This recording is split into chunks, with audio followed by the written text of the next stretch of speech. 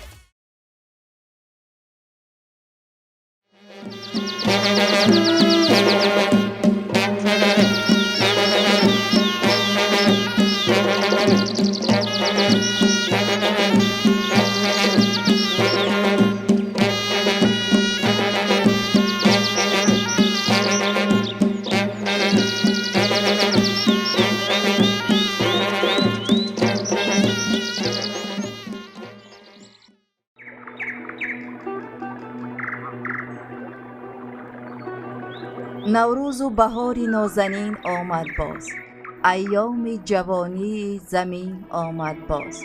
گویا که نهان گشته بود از لشکری دی، گلدی چو گذشت از کمین آمد باز.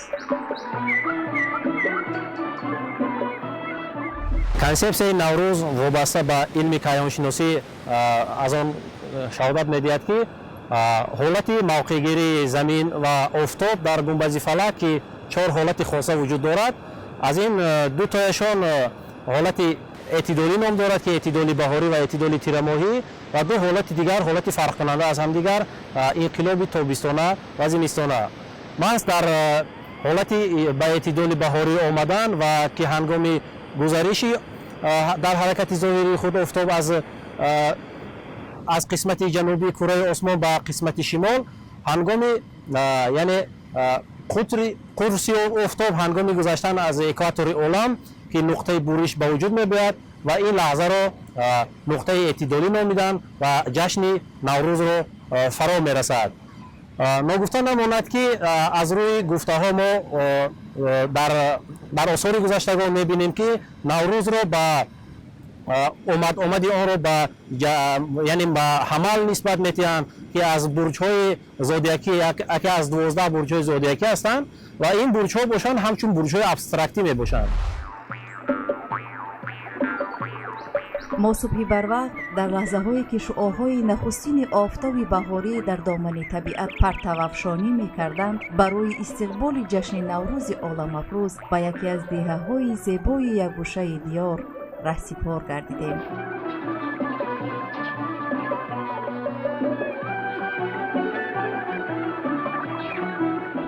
ستاره شناس بودنتان رو میدونم، ولی همین سال آمدی نوروز رو نفهمیده ایستادم. اگر که شما ستاره شناس بودنی من رو دونید معلوم می شود که شما جواب درستش رو از من شنیدن می خواهید. نه، من میدونم که شما کمی پرگپ هستید. شما میدونید که دانش هم اخترشناس است. پس باشد که دوامش رو دانش بفهمانده. باشد. به واسطه به حرکتی سالانه زمین در اطراف آفتاب وابسته است. خب با هم جشن نوروز رو قید میکنیم. میرویم.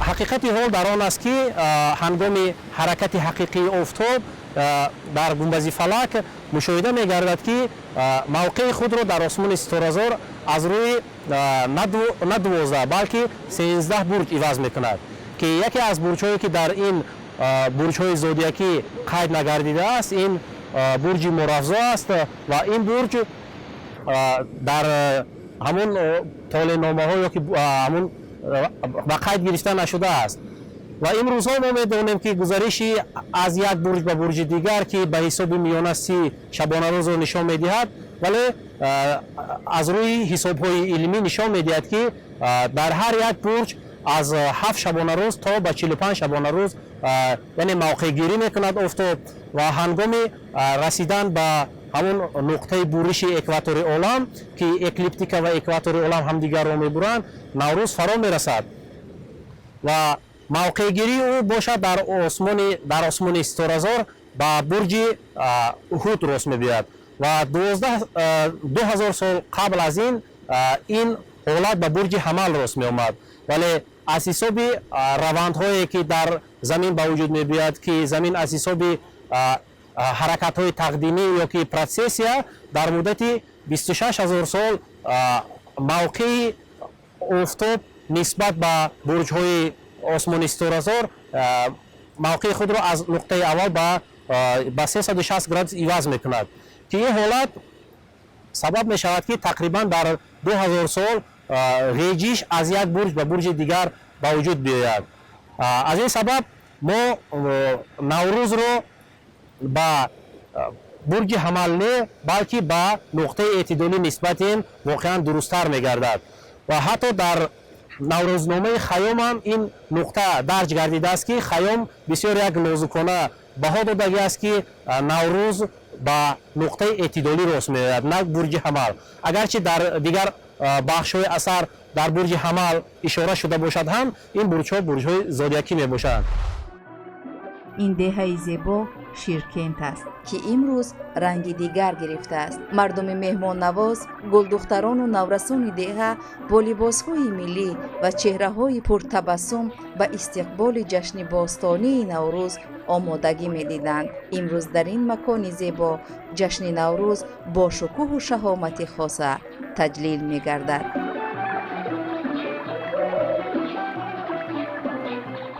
ببینید من سبزه که امروز سبزیده است این عمر نوش آغاز میکنند این درخته که گل کرده است این عمر نوش آغاز میکنند و محبت ما هم آرزوی ما هم از همین نوروز امساله مانند همان نوروزهای دیگر این است که هر آرزویی که ما داریم در خانواده‌مون در زندگیمون در کارمون در وطنمون با همون فیض و برکت قدم نخستینی با همین هوای تازه با این آب زلالی که آرزوی نیم جهان است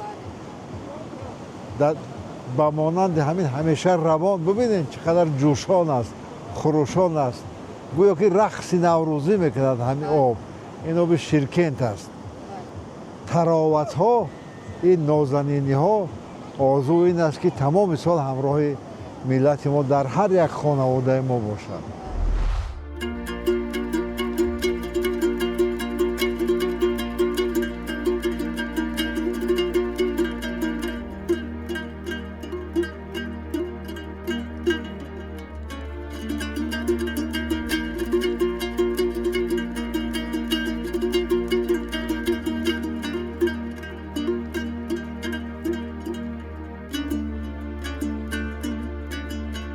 خزه زی خاکی فصلی نوروز رسیده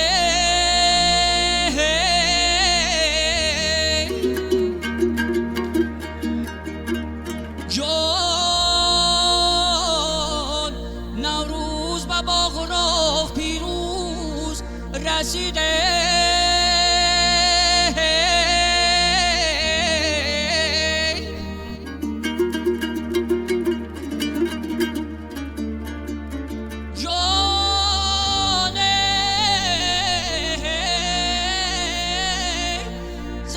سنما کی دو گشتم زی غمشه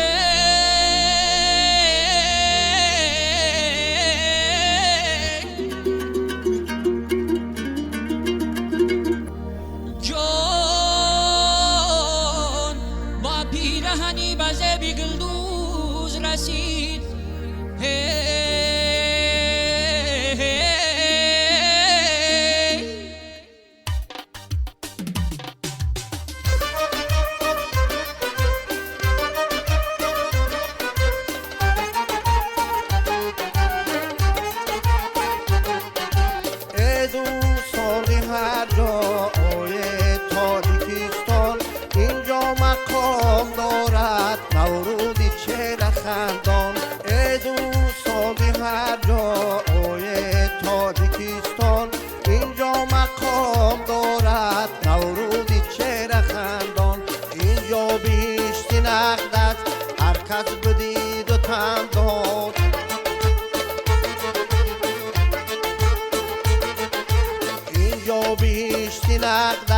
هر کس بدید و تن داد ما را خدایت داد شادیم این وطن داد ما را خدایت داد شادیم این وطن داد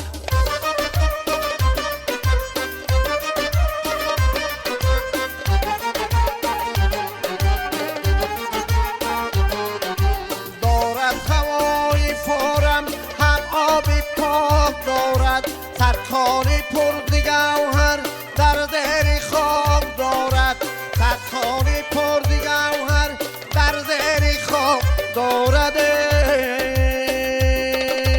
ای دوست سازیم هر جای تاجیکستان اینجا مقام دارد نوروزی چهره خندان ای دوست سازیم هر جای تاجیکستان اینجا مقام دارد نوروزی چهره خندان اینجا مقام دارد نوروزی چهره خندان.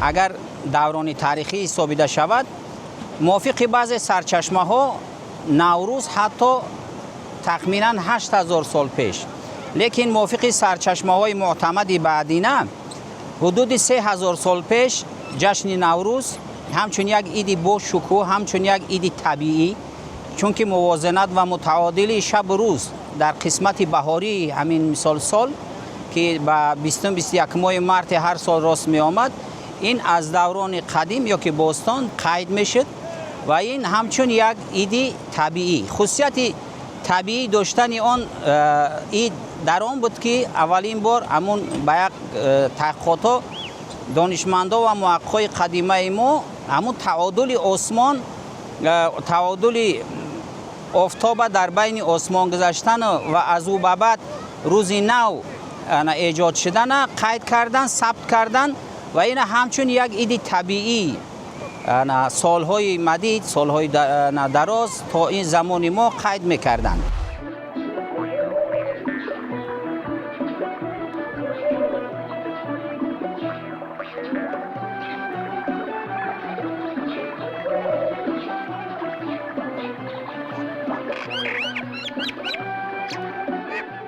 دخترم اینک شما بهانه درس کردید دیگر کلینو دیدی زحمت کارشونه. این چادر گلدوزی 2 تا دختر اول خاله ظریفه خط کشید نقاشی کرد با تمام رنگ و برد هر دویش رو تمام کردید. مرحمت دخترم ببین چقدر زحمت در این صرف شده است. تاجیکستان سه رنگی ما اثبات اون است که نفرانی که تصویر میکنن در هر یک نقش و نگار همه رنگ های تاجیکستان بازگویی می شود. مثلا ببین گل های صدبرگ، سرسبزی کشور، رنگ و نموی دیگر بخشیده است. چون بهار شده است دیگر کلینا به فکر سومنک باشند. بله هستند. اکنون که گرم هست ما تمامی کورپچه های خونه رو برآورده بعدن گندم رو برای سومنک تازه میکنیم. خب دیگر دخترها گفته بودن که اسمه هم شده است الکی در حولی؟ بله اسمه هم میکنیم. باز او شرافت گفت تخم میپزن بچه ها گلگردانی میکنن. تخم شما پختید؟ خب ببینید که کودک ها وقتی می آیند میگویند که نسیم گلگردانی یکی از خصوصیت های خوبی که از اجدادان به ما باقی مانده است و وقتی کودک با دید خوش برمیگردد همان سال فراوانی می شود. حتما یگان شیرینی هم آماده کنید که وقتی کودک ها گل آوردن دستی خالی از خانه نروند. بله تیار میکنیم حتما. خب امروز که آفتاب است همگی اول جای پاک جامعه پاک اول خانه را پاکیزگی میکنیم چون نوروز در پیش است و مهمان ها شاید زیاد می آیند.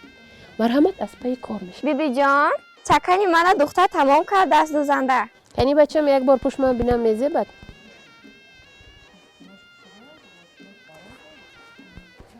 گل را خودت انتخاب کردی؟ بله بیبی جان. کنی یک بار پشت من بینم. ای بچه‌م در روزای نیک پوشی. به دیگر دوستان نیست توصیه ده دوزنده خوب بود است مهارتش عالی است. بگذار در روزهای خوش پوشید بچه‌م. امروز همراه ینگه‌هایت همراه شد زیرا خانه تکانی و کورپچه براران است. آمادگی به جشن نوروز میگیریم. آب شده است بیبی جان. مایلش.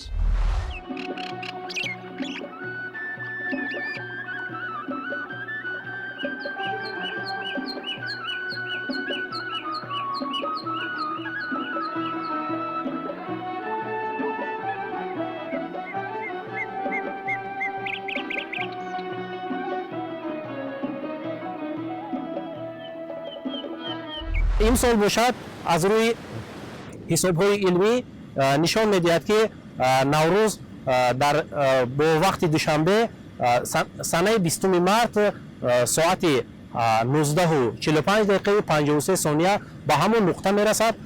ابتدا از این لحظه تدریجاً مقدار ساعت‌های روز دراز شده و شب‌ها کوتاه می‌گردند و همین طور از نقطه اعتدال بهاری که ابتدای کاردینات است و در علم استرونومی همچون ابتدای کاردینات حساب کرده میشد یا نقطه سر حساب مایل آفتاب تا به 22 ایون بلند می شود و به نقطه زیادتری و مکسیمالی خود می رسد و پس از 22 ایون باشد باز به حالت پست شوی تا به نقطه اعتدال تیره‌ماهی و در نقطه اعتدال تیره‌ماهی باشد برعکس یعنی از نیمکره شمالی آفتاب به نیمکره جنوبی میگذرد و الکی در قسمت جنوبی زمین فرارسی فصل بهار آغاز میگردد و در نیمکره شمالی در نقطه اعتدال تیره‌ماهی فصل تیره‌ماه فرا میرسد و تا به نقطه انقلاب زمستانه رسیدن هم مایل آفتاب به حد مینیمالی خود میرسد که این حالت را انقلاب زمستانه مینامند و شب در آسترین سال به وجود می‌آید.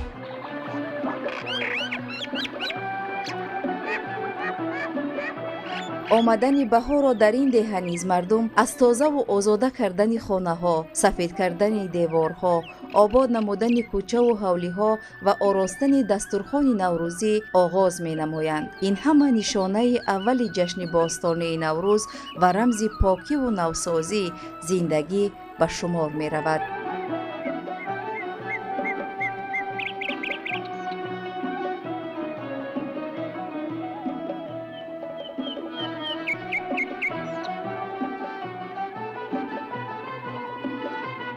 سرچشمه هایی که معتمدن برای ملت ما و غیر از ملت ما بسیارتر از آثار ابوریحان بیرونی. برای چی از ابوریحان بیرونی؟ برای آنکه ابوریحان بیرونی یکی از دانشمندان انسیکلوپدیست یا دانشنامه‌نگاری معتبر و شناخته ملت ما است که تحقیقات های ابوریحان بیرونی در چند بخش های فنها، علمها، تاریخ، از آن جمله در مسائل ستاره شناسی، زیست شناسی بسیار معتمدند و شناخته‌اند در عالم و مخصوصا در آثار الباقیه و تفهیم ابو ریحان بیرونی قسمت زیادی از آثارهایی که از نوروز باقی ماندند، مثلا از دوران جمشید هم باشد، حالان که محققان میگویند که نوروز پیش از دوران جمشید قید میکردند و جمشید این ایدا در یک شکل مخصوص و یک ایدی بگیم که جشنواره دولتی واری در یک صورت نگاش. بعد از آن بسیاری از بگیم که شاهنشاه های ما اشکانیان، هخامنشیان تا ساسانیان تا سامانیان تا دورانی که اسلام آمد، اینا با گونه های هر خیله ولی که با تجلیل بزرگ قید کرده میشدن نوروز. برای همین خصوصیت های نوروزی در شکل اگر معنی یا که فلسفهش بگیریم، این کائنات است دیگر، برای کائنات به محدود و جستجوی مثال جرم‌های آسمانی که آفتاب هم یکی از همون جرم‌های آسمانی که نزدیک ما است، در خصوصیت‌های او حرکتی او خصوصیت‌های حرکتی او در هر بخش و تقسیماتی که مثلا در حدود 12 ماه را تقسیم کردند، به فصل‌های سال تقسیم کردند و این یکی از خصوصیت‌های دانش‌پژوهی یا دانشنامه‌نگاری ملت تاجیک بود که بعداً به ملت‌های همجوار و دیگر ملت‌ها انتقال یافت و آنها این بخشی جشن نوروز که روزی نو است در مسیر تاریخ خود که بعد عصرهای میانه اونا صاحب مثلا یک اسباب‌های شدند که بسیاری از جرم‌های عثمانی را در شکل‌های گوناگون میسنجیدند و نقطه‌گذاری می‌کردند، زیست سازی می‌کردند. به همین تحقیقات هایی که در دایره دانشمندان تاجیک مثلا ثابت شده بود، اونا قبول کردند.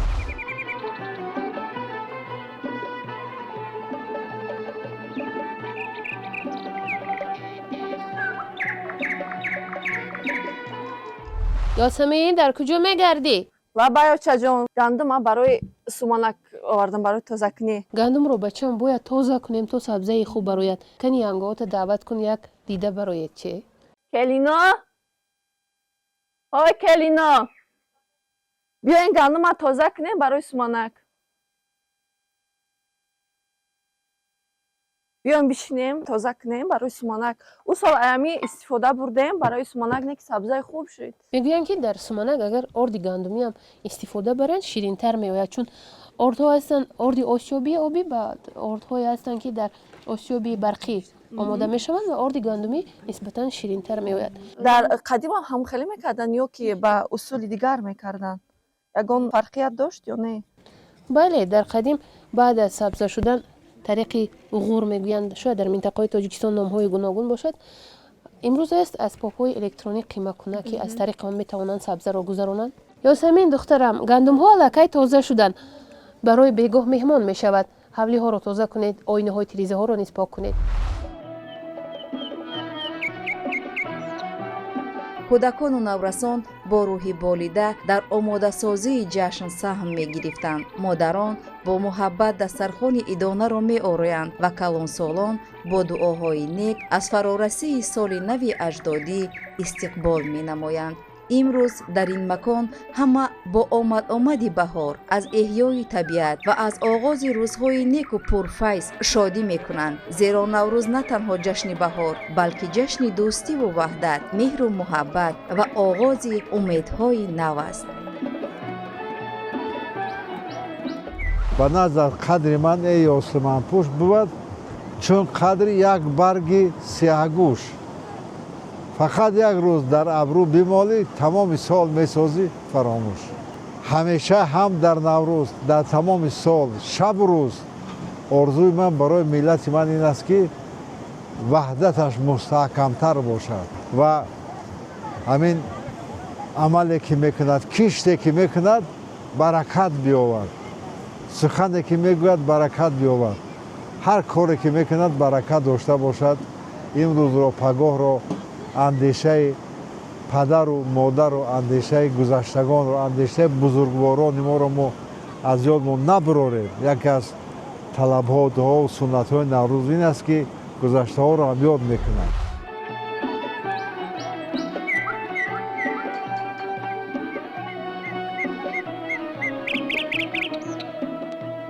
дар як гӯша оростани дастархон ва хони наврӯзӣ яке аз суннатҳои қадимӣ ва хеле зебои мардуми тоҷик ба шумор меравад. дар айёми ҷашни наврӯз ҳар хонадон кӯшиш менамояд ки дастархони идонаи худро бо нияти нек, муҳаббат ва эҳтиром ба расму оинҳои ниёгон ороста намояд.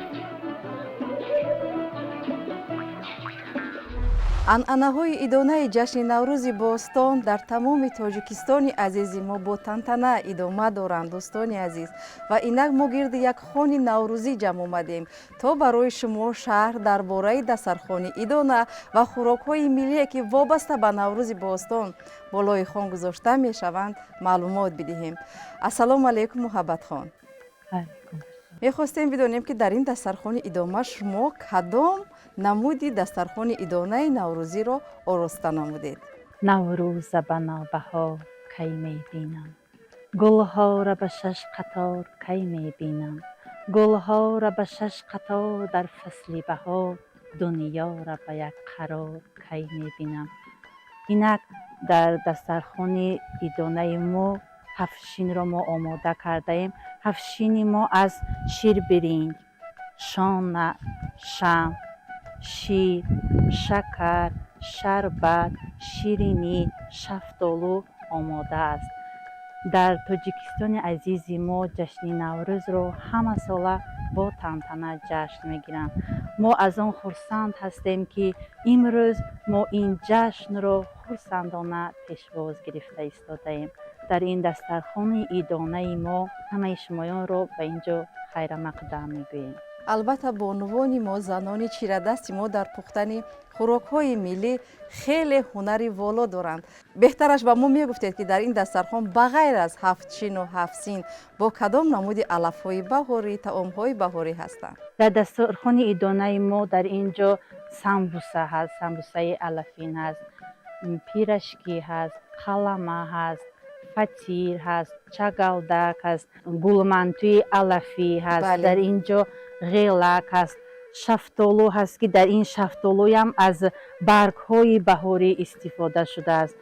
дар ин ҷо тунук ҳаст, ки ин ҳам яке аз хӯрокҳои қадима аст, ки инро занҳои чирадасти мо дар оташдон, дар алов яктояшро мепазанд, дар қаташ қаймоқ шакида боз яктои дигарашро монда, гӯё ки инро як даста тайёр мекунанд, ки ин ҳам яке аз хӯрокҳои миллии мо аст. ана ин қалама ҳам, ки ин ҳам яке аз нонҳои қадимаи мо ба шумор меравад. инро ҳам дар алов мепазанд, дар равған. вақте ки аввал хамирро ҳавор карда дар мобайнаш қаймоқ, равған мешакем, дар алови паст пухта мешавад, тагурӯ мекунем. вақте ки аз алов гирифтем, барояш шакар мечошем, ки инам як хусусияти хоси худро дорад. дар ин ҷо шумо ғелак гуфтем. ман нафаҳмидам, ки шумо кадоме аз ин хӯрокҳоро ғелак номидед? ман ин ғелак мегӯем. инаш чагалдак, инаш хамири расида мешавад. ина тухм меанзем дар дарунаш, шир, каме об, намак меанзем. баъд алоҳида камтар гашниш пиёз мекунем. алафҳои баҳорӣ? алафҳои баҳорӣ мешӯронем, мемонем. 1-2 соат меистад, мерасад ин. баъд дар як пиёла дар наздамон об мегирем. дастамонро камтарак ба об тар карда, ҳар як инро алоҳида карда, инро ҳам дар алови паст мепазем, ки дарунаш хом намонад, шӯпазад. инам яке аз ширинӣ гӯем, миллӣ мебошад. дар даруни ин тухм, шакар, равған. ин орзуқи маҳаллӣ нест, орзуқ аст. дар ҳар ҷо ҳар ном мебаранд. инам хамир карда, баъд як дона кида, инам дар алови паст бо эҳтиётона пухта мешавад. тухмбирёни тоҷикӣ, инам яке аз хӯрокҳои миллии мо мебошад. дар ин 4 дона тухм гирем, 1 пиёла равған меандозем, каме гӯшт маҳин карда реза карда меандозем, 1 та картошка, 1 та пиёз меандозем. баъд равғани камба мепазем, равғани кама меандозему, тунну карда дар дег мемонем. камтар ки пухтак алови баланд бане. ина чӣ қадар нозукона мепазем. بعد کمی که سرخ شد چپه کرده با دیگر طرفش رو سرخ میکنیم. گلمانتو بسیار هم منتوهای زیبا پیچوندن. انا این گلمانتو اینم وقتی که خمیره با آب و نمک میشورونیم، وقتی که هوار میکنیم یک قبط روغن میشکیم اول. بعد انمو علفایی که از پیاز، پودینه، کدام علفی که باشد همون علفای تیار کردگی ما در مبانی خمیر هوار کرده میپیچونیم. بعد بریده رست کرده میمونیم به که گلمانتو میشود، گل میشود. در حقیقت دوستان عزیز، بانوان و زنان تاجیکستان ما به نهایت مردم هنرمند هستند. از عهده همه نمودی خوراک‌های ملی میبرویند و ما شکر میگوییم که در چنین یک وطن آباد و زیبا زندگی میکنیم و همه اون شرایطی که در کوهستان ما هست، در تاجیکستان ما هست و اون گل و گیاهایی که در بهار در تاجیکستان ما میرویند، مادران از آن برای فرزندان، برای عائله خوراک‌های با لذت آماده می‌سازند. جشن نوروز در همه جای ادامه دارد. می‌خواستیم تمنیات شما رو برای تمام مردم تاجیکستان بفهمیم. من از آن خوشنود هستم که در تاجیکستان ما اولین صلح پایدار است. بله.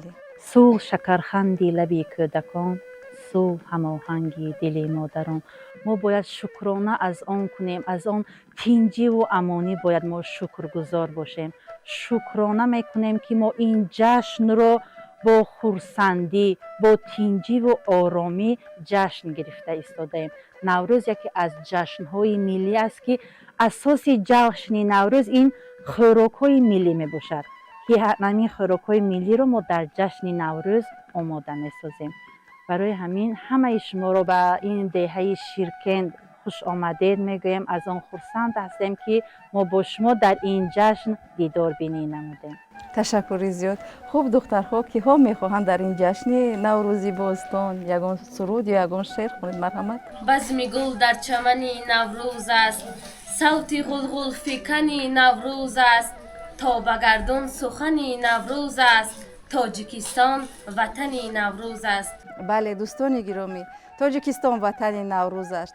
ادامه جشن نوروزی ما در دیگر گوشه های این دهه زیبا ادامه دارند و ما به نوروزگاه می رویم. سومنک در جوش ما کفچه زنیم، دیگران در خواب ما دفچه زنیم. سومنک در جوش ما کفچه زنیم، دیگران در خواب ما دفچه زنیم. بیا ای باد نوروزم، برابر کن شب و روزم، زی نوروزم بده مجده، بکن هر روز پیروزم.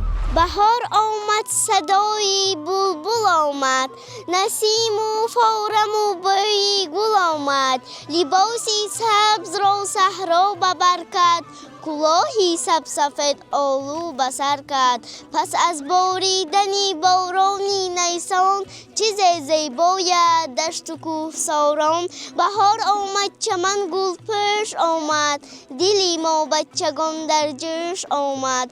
دویدیم و به سوی باغ رفتیم، همه مانند گل بانیده گفتیم. درختی نو به باغی نو شناندیم، درختی سیب و زردالو رساندیم. به باغی ما درختی نو روید، اناری لاله رنگ و تاک روید. همان سالی که آنها بار آورند، به ما خرسندی بسیار آرند. نوروز شد و گل به سری گوش کنید. نوروز شد و گل به سری گوش کنید، غمهای گذشته را فراموش کنید. ای کینه‌وران کینه نجوید و دیگر از گردن هم گیرید و آغوش کنید. واقعا نوروز یکی از جشن‌های سنتی ما بوده، با آمدن خود به دلها گرمی و به طبیعت زینت می‌بخشد. نوروز شد و لاله خوشرنگ برآمد، بلبل به تماشای دف و چنگ برآمد. مرغان هوا جمله بکردند پرواز، مرغ دل من از قفس تنگ برآمد. امروز هیئت گروه ایجادی تلویزیون علم و طبیعت در میدان نوروزگاه دهه شیرکند قرار دارند. واقعا بینندگان عزیز، نوروز جشن باستانی است و همه ما در این میدان جمع آمدیم تا که نوروز را با تمام شکوه و شهامت جشن گیریم. وقتی که ایام نوروز فرا میرسد گوش میاندازیم، نوای دریاها صدای موسیقی را دارد و خوانش پرنده ها باشد سرود زندگی را به یاد میآورد و کنسپسیای عید نوروز باشد زندگی ساز است و جهان را با هم متحد می سازد و به همین خاطر جشن بین المللی نوروز باستانی ملت ما جشن جهانی است. بله، در حقیقت جشن نوروز جشن عشق است، جشن محبت است، جشن به هم آمدن هاست و جشن هست که دلها رو به هم می آورد. بهوده در فولکلور تاجیک ما آمده است که من روی تو را بینم و نوروز کنم، شب را به سری سنگ سیاه، روز نشد جانک مفیدایی یاری دلسوز کنم.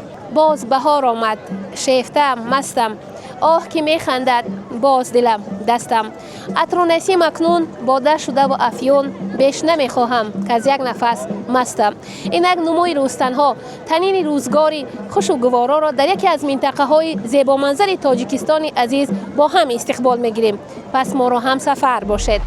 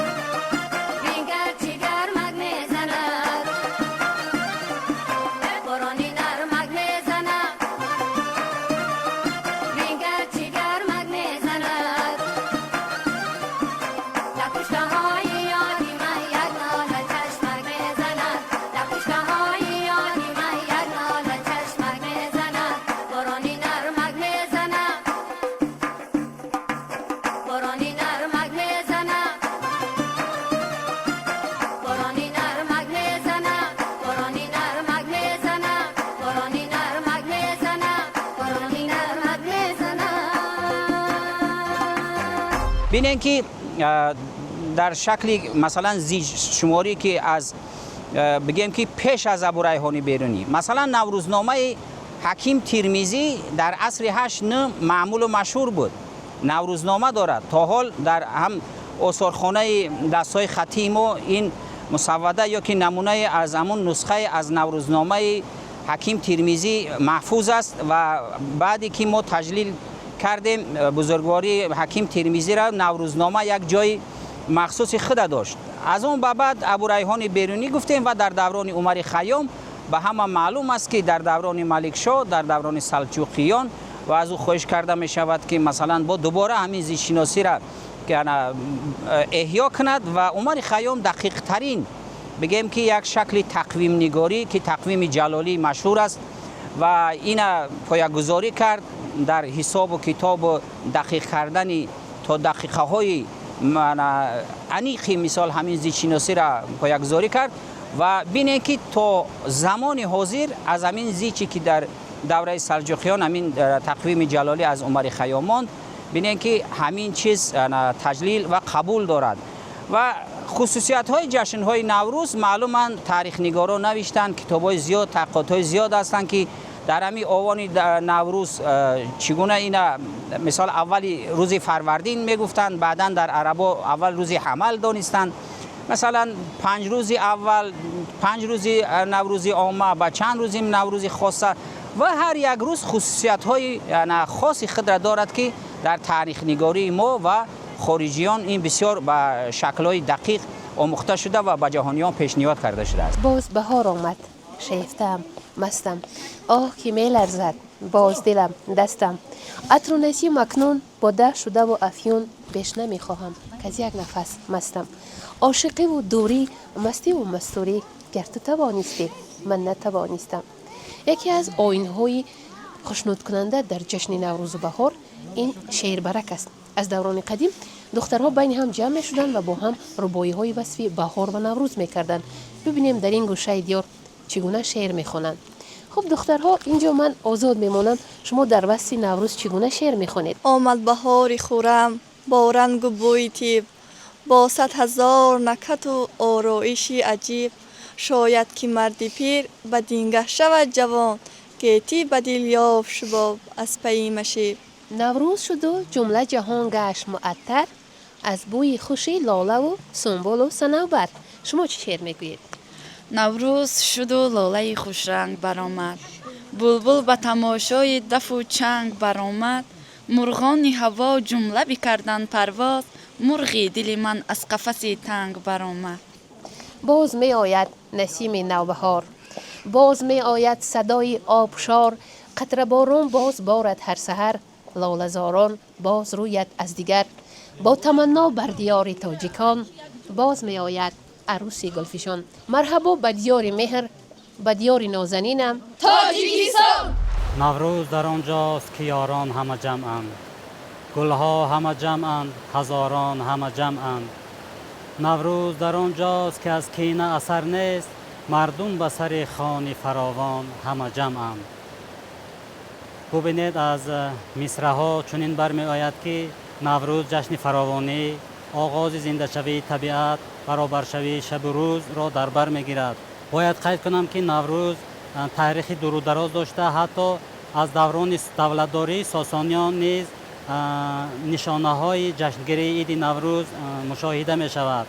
چرا که از سکه هایی که در دوران ساسانیان مشاهده می شود، مردم برای یکدیگر از سکه های نوروزی تقدیم می کردند، چرا که بعضی سکه ها با نام نوروز مشهور بودند و فرضیه یک تاریخ دور و دراز داشتن جشن نوروز از آن عبارت است که در شهرک سرزم پنجکند که تاریخ 5500 ساله دارد، از جشنگیری عید نوروز نشانه ها هویدا گردیده است. بنابر همین نوروز توانست در تاریخ دور و دراز با یک همچون امروز با یک جشن بین المللی مبادل گردد و این هم باشد با تشبث و تلاش های سرور کشور ما با سازمان ملل متحد. نوروز همچون یک جشن بین المللی در حوزه کشورهای نوروز جشن گرفته می شود. آب نیز در نیاگان ما همچون یک رمز مقدس، همچون یک عنصر هستی حیات به قید گرفته شده است و اینک ما امروز در ساحل دریای شیرکند قرار داریم و باید قید کنم که دریایی که ما در ساحل آن ایستاده ایم یکی از دریاهای مصفای تاجیکستان به حساب می رود و سازمان ملل نیز تاجیکستان را همچون تشکل دهنده آبهای مصفا شناخت و همساله از سال 2000 این جانب از طرف حکومت جمهوری تاجیکستان به سازمان ملل متحد تشبس‌ها وابسته به حفظ ذخیره‌های آبی، استفاده عاقلانه ذخیره‌های آبی و اینچنین حفظ پریخ‌ها پیشنهاد می‌گردد و خوشبختانه تشبس‌های جانب تاجیکستان که مضمون ماهیت منطقوی و اهمیت حفظ ذخیره‌های آبی را در بر می‌گیرد در یک مدت کوتاه در سازمان ملل متحد قبول می‌گردند و این هم باشد این تشبسات توانستند که جمهوری تاجیکستان را در سطح بین المللی معرفی نمایند با پیشنهاد جمهوری تاجیکستان یعنی که اعلان گردیدن روز بین المللی حفظ پریخ‌ها با سازمان ملل متحد و سازمان ملل متحد هم باشد سنه 21 مارس را همچون روز جهانی پریخ‌ها اعتراف کرد و هدف از اعتراف گردیدن سنه 21 مارس همچون روز بین المللی حفظ پریخ‌ها این هم باشد ارزگزاری جامعه جهانی به عنعنه و جشن‌های ملی نیاکان تاجیکان می باشد و باید از این اقدام همه تاجیک و تاجیکستانیان فخر باید کرد. سنه 21 مارس مردم تاجیک دو جشن بین المللی را جشن میگیریم. یکی باشد جشن بین المللی عید نوروز و دیگری باشد سنه 21 مارس همچون روز جهانی پریخ‌ها. این هم باشد با تشبس تاجیکستان و چنین تشبس و چنین پیشنهادها تاجیکستان ما را همچون کشوری دارای ذخیره‌های آب‌های مصفا و پریخ‌های بزرگ در سطح جهان معرفی کرد.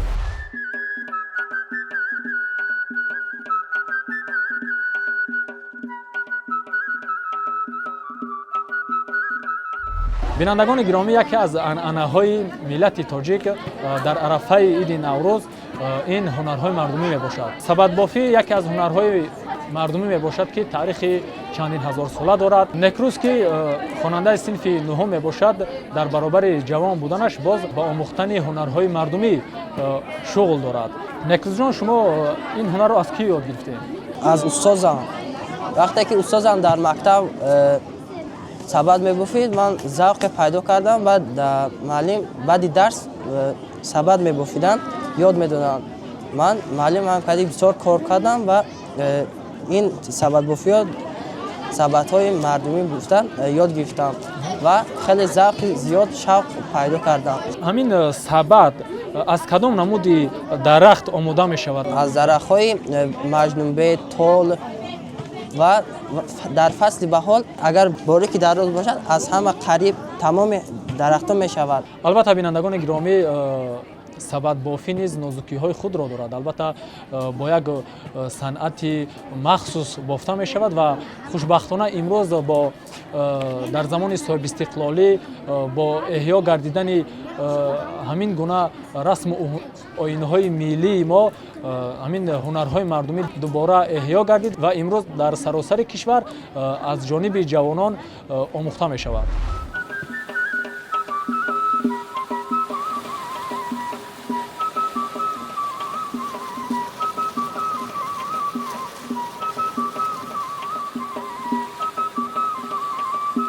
هر گونه تحقیقات هایی که بودن تا این دوران علمای ما جستجو کردن. ما علمای سرشناس نوروز شناس داریم. حتی در فرهنگ مردمی که در انسیکلوپدیا ملی تاجیکستان مثلا از 25 جلد باید عبارت باشد، یک جلد مخصوصی او برای نوروز بخشیده شده است، مخصوصا با دوران استقلال که نوروز چگونه تابش‌های نو گرفت. همه معلومات هایی که در دوران بودن، از این معلومات ها ما اینا را احیا کردیم، پایه‌گذاری کرده ایستادیم، ترویج داریم، ترغیب داریم، رشد کرده ایستاده است. ملت هایی که همراه ما زندگی میکنن یا که همسایگان ما هستند از ما اینا را می‌آموزند و تجلیل میکنند.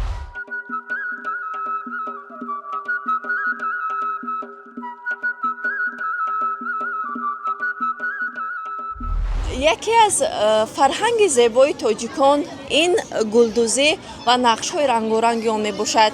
از زمان قدیم نقش‌های گلدوزی را در لباس‌های ملی در رویجای‌ها و اشیاءهای آرایشی استفاده می‌بردند. هر یک نقش در خود معنی خاص دارد. گل رمز حیات و زیبایی باشد، رمز آفتاب، رمز نور و گرمی، دوره‌های دایره شکل آن باشد، رمز حیات و یگانگی می‌باشند.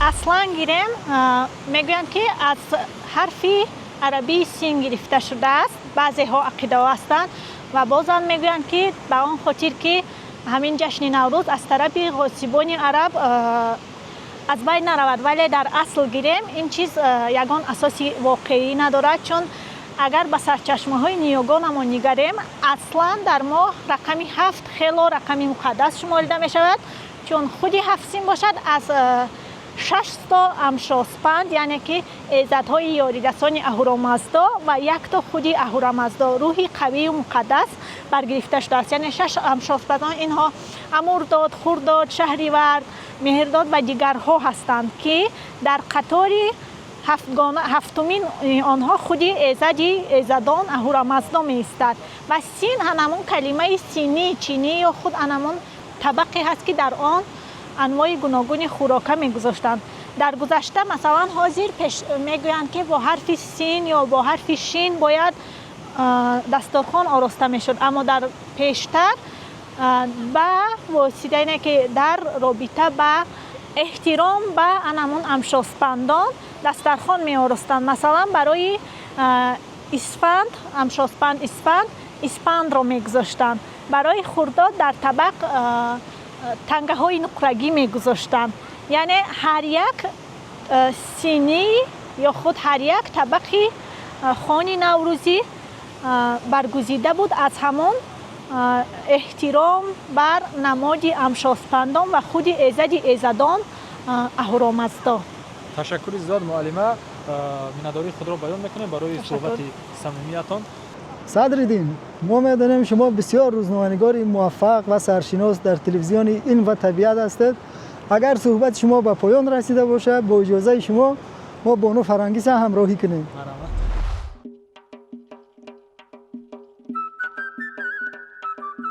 بانوان هنرمند دهه‌ای شیرکند با افتخار از این انعنه‌های نیک اجدادی دسترخوان‌های رنگارنگ آراسته مهمانان و ساکنان دهه را با خوان پرفیض نوروزی دعوت کردند. هر یک گوشه این دسترخوان از مهنت دوستی، هنرمندی و فرهنگ غنی مردم تاجیک درک می‌داد. در این جشن نوروز با چی دستاویز آمدید؟ البته مردم تاجیک از اول هنرمند و هنرپیشه بود. ما نیز جوانان از بیبی و مادران خود هنرها را آموختیم و امروز ما در دسترخوان نوروزی خود با نانهای پخته خودمان آمدیم که آنها عبارت است از چپاتی، نانهای نوروزی، کلچه و فطیرهای قطقط و علفی. از کدام جهت دسترخوان نوروزی را امروز شما معرفی میکنید؟ دسترخوان نوروزی از مردم تاجیک اساساً در فصل بهار دسترخوان نوروزی می آرایند و اساساً از 7 سین و 7 شین عبارت است. حالا ما 7 سین را در اینجا تیار کردیم. 7 سین از 7 نمودی چیز عبارت است، مثلا از سیپن، از سنجید، سیر پیاز، سبزه، سومالک، شربت، سیب عبارت است. نوروز حجت‌سپی با شکوه و شهامت خاص در این دیار تجلیل گردید. جشن نوروز با همه رسم و مراسم های خود، با همه شکوه و شهامت خود در این مکانی خیلی زیبا و خیلی دلنشین دوام دارد.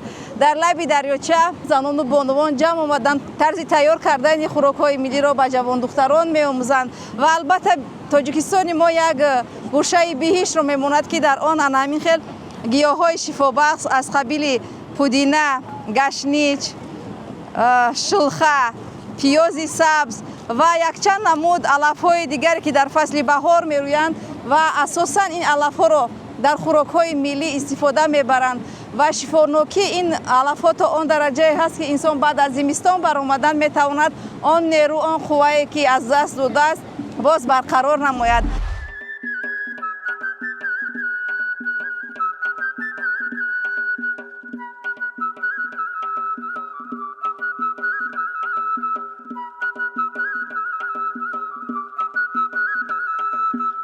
نوروز مردم را به وحدت، دوستی و آبادکاری هدایت نموده در دلها حس امید و فردای نیک را بیدار می سازد. بگذار شکوه این جشن فرخنده همیشه در قلب مردم باقی ماند و فیض و برکت نوروز به هر خاندان کشور عزیزمان تاجیکستان صلح و آسایش، فراوانی و خوشبختی به اندازه فراوان بیاورد.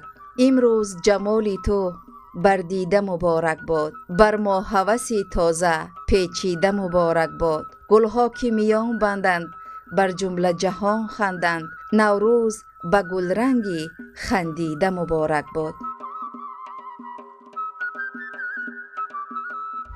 بیننده عزیز، چطوره که شما شاهد هستید، عین حال برنامه نوروزی ما در جماعت رباط در دهه شیرکند ادامه دارد و در اینجا در پشت ما دریاچه شیرکند میگذرد که آبش در فصل بهاران مثل آینه صاف و مصفا است و دیگر همکاران ما باشند در دیگر گوشه های این مملکت بهشت آسا ثبت برنامه نوروزی دارند و همه روزه در ایام نوروزی منظور شما میگردد.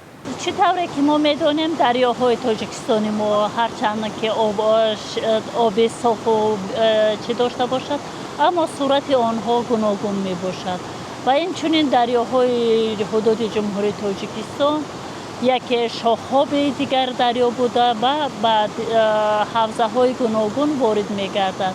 هرچند که دریای شیرکند یکی از دریای تازه ترین جمهوری تاجیکستان به شمار می رود، اما این به حوزه سرخندریا و در حدود جمهوری تاجیکستان این آب کم استفاده می شود. این چنین ما آید دریای شیرکند گفته می توانیم که دریای پریخی بوده و سه شاخاب دارد که آنها خود دریای شیرکند را تشکیل می دهد. دریای کوهی بوده، سرعت صرف آب دریای شیرکند 8 تا از 10 متر کوبی ثانیه را تشکیل می دهد و هنگام آمیخته شوی سه دریا نام شیرکند را گرفته درازی آن تا واردات به دریای قره‌تاغ 59 کیلومتر را تشکیل می دهد و مساحت آب جمع کنی خود حوزه دریای شیرکند این 550 کیلومتر کوادراتی را تشکیل می دهد. این چنین ما گفته می توانیم که ذخیره های اساسی آبی ما در کوه ها ذخیره شده به مانند برف و پریخ که در آینده با ما آید پریخ ها از دیگر نمایندگان علم آموخته می توانیم.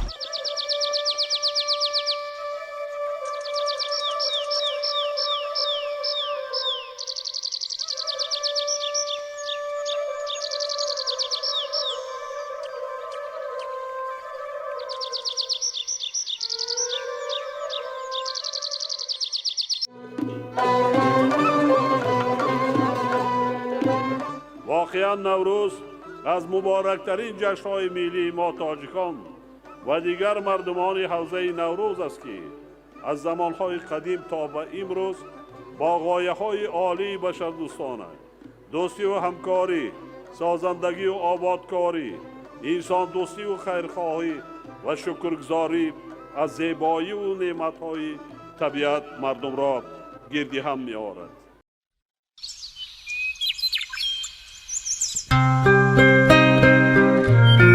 ظهور جشن نوروز جشن ملی ما مربوط به همه عالمیان است. احترام به طبیعت و آدمان، به علم و دانش ارج گذاشتن و صلح را گرامی داشتن. نوروز نیکپای فرخنده ترین جشن، ارزنده ترین و گرانبهاترین میراث نیاگان ماست. آن جشنی است که نسل را با اصل خویش می پیوندد.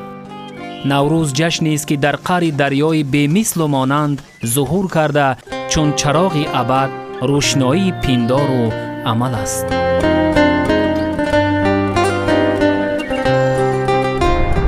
اواخران دوران شوروی نوروز هم هرچند که مهرگان و تیرگان و صدا اینو با طوری نوروز شناخته و تجلیل نمیشدن، لیکن نوروز در شکل درویشانه، در شکل مثلا اسبتازی و بزکشی و مثلا نانتی، اصلا همین درویشانه یک نام عجیب قدیمه همین درویشانه است که برای درویشا خوراک ها میپختن، بازی ها تشکیل میشد، سمالک خوراکی 7 سین و 7 شین و 7 میم و گوشتی گیری و بزکشی و امثال همین بازی ها دوباره تجدید و احیا شدن. در دوران استقلال با تشبث به واسطه پیشوای ملت پرزیدنت محترم جمهوری تاجیکستان امام علی رحمان نوروز با ایدهای جهانی داخل شد در یونسکو، هرچند که دیگر مملکت ها هم با ما همراه شدن، لیکن تشبث اساسی از تاجیکستان است و مخصوص از پرزیدنت جمهوری تاجیکستان. نوروز نیکپی صفت و خصوصیت های نجیب و دلآویز دارد. رسم و آیین و فضیلت های نوروز نیک و سازندگی است. به مردم شادی و نشاط، خرمی و طبع و روحی بالیده می آورد.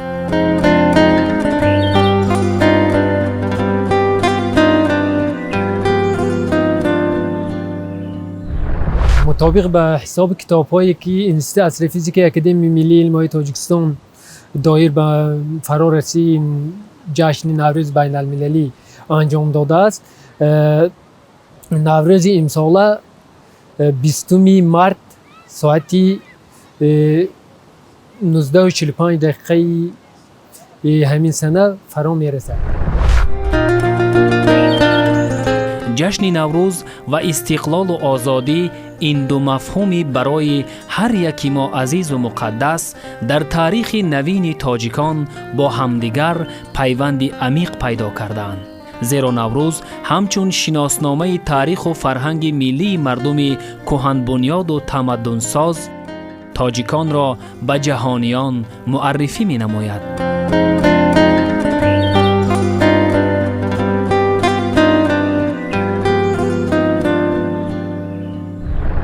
سهم نوروز امروز، سهم نوروزی که از 5,500 6,000 سال عمر دارد بی‌نظیر است، در جهان نظیر ندارد. از نظر معنا، از نظر آبادکاری، از نظر وحدت سازی نظیر ندارد. تاریخ نوروز به زمانهای خیلی قدیم برمیگردد. به اندیشه بسیاری از عالمان این جشن هنوز در دوره تمدن باستانی آریایی پیدا شده است. کلمه نوروز از دو واژه نو و روز عبارت بوده، معنایش روزی نو می باشد. آن آغاز سال نو و روز اول بهار را افاده می کند.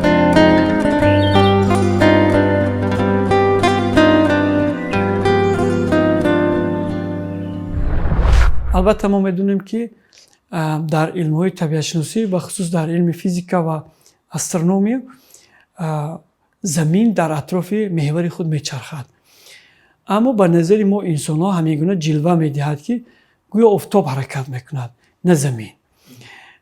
ببینید در یک مثلا شما در یک دهه زندگی میکنید، از زمان خردیمون همیگونه فهمیش بود که یعنی آفتاب پدیدار میشد از پس کوه، باز پس تل و تپه ها ناعیان می شود، یعنی غروب میکند و میرود و همین طریق آدمان فکر میکنند که آفتاب حرکت میکند و در علم استرونومی همین حرکت رو، یعنی همین حرکت ظاهری آفتاب رو به اصطلاح اکلیپتیکا میگن. یعنی اکلیپتیکا این حرکت ظاهری آفتاب است. در اساس مشاهده علمان ساحه استراشناسی در دوام یک سال، یعنی در مدتی 365-366 شبانه روز آفتاب 2 مرتبه خط اکواتور دنیا رو بریده میگذرد. این دو حالتی است که شب روز برابر میشد. یک حالت این در ایام فصل بهار، یعنی آغاز بهار، و دوم حالت این در ایام فصل حاصل و تیر ماه رخ میدهد. البته مرتبه دومش شما میدونید که این تقریبا از روی تقویم میلادی با 21 سپتامبر راست می‌بیاید.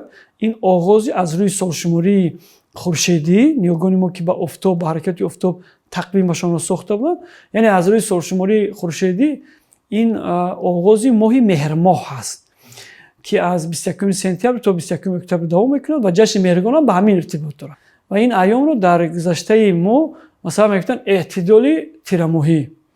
خب اولین حادثه که افتاب خط اکواتور دنیا را بریده میگذارد این راست میبیاد از روی سالشماری شمسی یا خورشیدی با یکمی ماه فروردین که روز اولی آن را هرمزد روز میگن، به نام خداوند بزرگ نامگذاری شده است. این مطابقت با 21 مارت سالشماری میلادی، یعنی در اینجا هم شب و روز برابر می شود و این ایام رو مثلا ابراهیم برنی در اصول الواقع اعتدال بهاری نامیده است، یعنی برابر شب و روز در بهار. اکنون ببینید که همین حادثه طبیعت رو گذشتگان ما همونطور که خود پیشوای ملت محترم امامی رحمان همیشه میگن 6000 سال مقدم، حالا اگر که ما بگیم که نوروز تاریخ 6000 سال دارد، 6000 سال پیش از این نیاگان ما همین همین نازکی و همین اسرار طبیعت رو درک کرد، پیخست کرد و از روی این گفته ممکن که واقعا این یک حادثه بسیار بزرگی طبیعی بود که در 6000 سال مقدم نیاگان ما از روی مشاهده، از روی خیرت و تجربهش دریافت و گرامیش داشت و جشن نوروزش خواند و همین عنعنه در مرحله های تاریخی تا به زمان ما آمده رسید. نوروز سرآمد جشن‌های جهان است. این جشن را مردم دنیا با همین فضیلت و نامش قبول کردند. ما مشاهده کردیم که مثلا در سال 1994 تجلیل نوروز در قیاس با سال 93 زیباتر بود. در سال 96 باز زیباتر شد. مثلا در سالهای بعدی همین طریق زیباگی‌های رو به خود کسب کرد. و مردم ما در نوروز دیگر مین بعد در نوروز، در محیط نوروز خودش رو میدید. تولد خودش رو میدید. حالا ببینید که صلح ما با همین احیاشوی نوروز توأم اومد. مثلا ما سال 97 صلح بالاخره به دست آوردیم. نوروز ما در سال 97 در سال 98 شکوهی دیگر داشت. مردم با چهره خندان از صدق میخندید دیگر. پیشتر مردم تبسمی مردم ساخته بود. قبل از این تبسمی مردم ساخته بود در نوروز. یک نوروزی های ما مثل که مردم غم داشت در عمق دلش. اکنون دیگر این غم ها را نوروز آهسته آهسته زدوده کرد، سفید کرد، از میان برد و با چهره خندانی رهبر دولتش مردم نوروز را در این شهر و در آن شهر تجلیل میکردن و اون چیزی که رهبر دولت گفتن که نوروز رو ما باید جهانی کنیم، میاد تلاشاشون مثلا از آغاز سالهای 2001 2002 سر شد. به خاطر که مردم این چیزا رو خوب قبول کنن چندین تشبس‌های تاریخی نشون دادن و بالاخره سال 2009 پیام به تاجیکستانیان رسید که این به فهرست پیشنهاد شد، به فهرست یادگاری‌های غیر مادی یونسکو جشن نوروز همچون جشن بین‌المللی پیشنهاد گردید. سال 2010 از این هم پیام نکتر به مردم تاجیکستان رسید که نوروز از جانب سازمان ملل متحد رسما به فهرست یادگاری‌های غیر مادی تشکیلات بین‌المللی یونسکو وارد گردید و روز 21 مارس روز بین‌المللی نوروز اعلام شد. این همه در پی تلاش‌های رهبر دولت ما عملی شدند. این یک دستاورد. در تفکرسازی جشن نوروزی چون تشکل انسان، علم و ادبیات در هم آوازی حافظه تاریخی بواسطه از فلسفه آن منشأ گرفته است.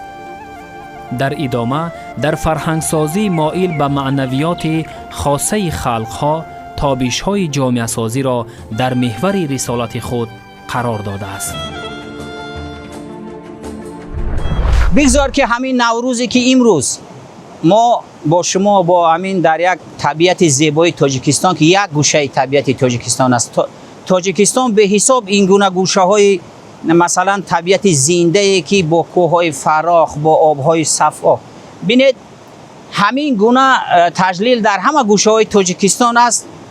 تمنای آن را دارم برای تمام جوانان مخصوصا که همین بزرگداشت نوروز از این بعد با شکوه‌تر و نمایانتر کنن، چون که ملت های هستن که آرزو میکنن حتی یک همین خیلی جشنی تاریخی داشته باشن.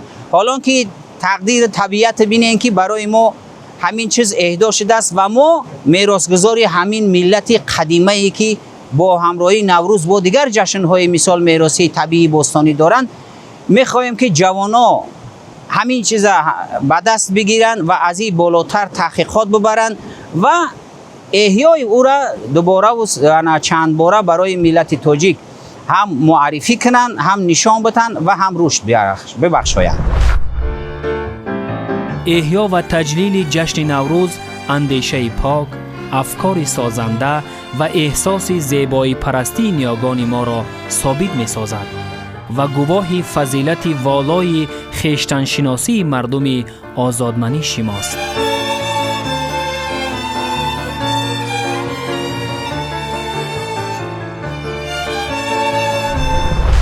و چیزی که امروز برای ما مهم است این است که همین گونه که نوروز تا امروز ارزش‌ها و هنرهای مردم تاجیک را نگاه داشته آمده است، تا کشتن، تا درویدن، تا انسان ساختن، تا قصرها ساختن، تخت‌های جمشید، تخت‌های دیگر نوروزگاهی که ما امروز در دوشنبه داریم، همه اینها با برکت، با شرافت نوروز آباد شدند. در برابر همین همیشه وحدت ساز بوده است نوروز ما. آرزوی من برای ملت من، برای وطن من این است که همین نوروز هم وحدت ملت ما را باز هم قوی تر کند.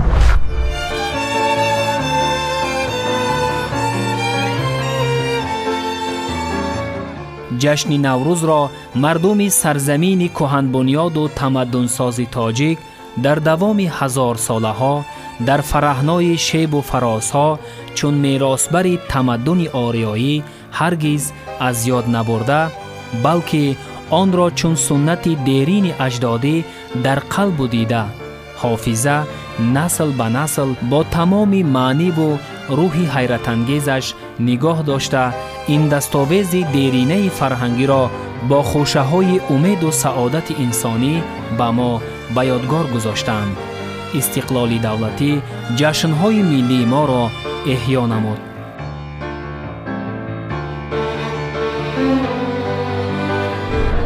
واقعا توجیکان در تاریخ یکی از خلق‌های به شمار می‌روند که تاریخ بوی دارند و در همه مرحله‌های تاریخی همیشه سوخته و از این نقطه نظر گفتم ممکن که ملت ما، جد ما، نیاگان ما همیشه در پیرهی تاریخ از خود میراث باقی گذاشت که این میراث به جهانیان نه تنها به خودش بلکه به جهانیان نیز نور بخشید و این نور بخشیدن ها هم به سبب نبود، زیرا ما از تباری آفتاب کی بودیم و هستیم و این خصلت و این اندیشه رو همیشه ترنم میکردیم و یکی از دلیل های ردناپذیر این که واقعا ملت ما ملت نورافکن است، زندگی با سعادت بشریت رو همیشه در پشتش دارد، در ادبیاتش، در فلسفهش ترنم میکند،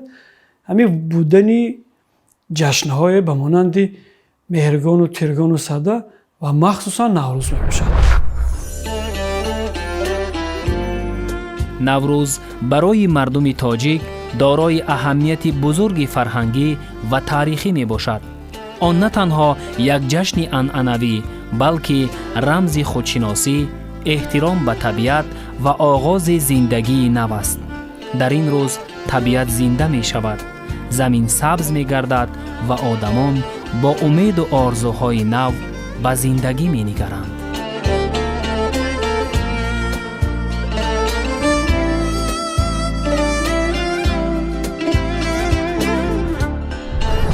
هم در نوروزنامه عمر خیام، هم در زین الاخبار ابو سعید گردیزی، هم در فارسنامه ابن بلخی، هم در قانون مسعودی و اصول باقی ابراهیم برنی و چندین سرچشمه‌های دیگری تاریخی تاکید می‌شود که جشن نوروز در ایام شاه جمشید اساس گذاشته شده است.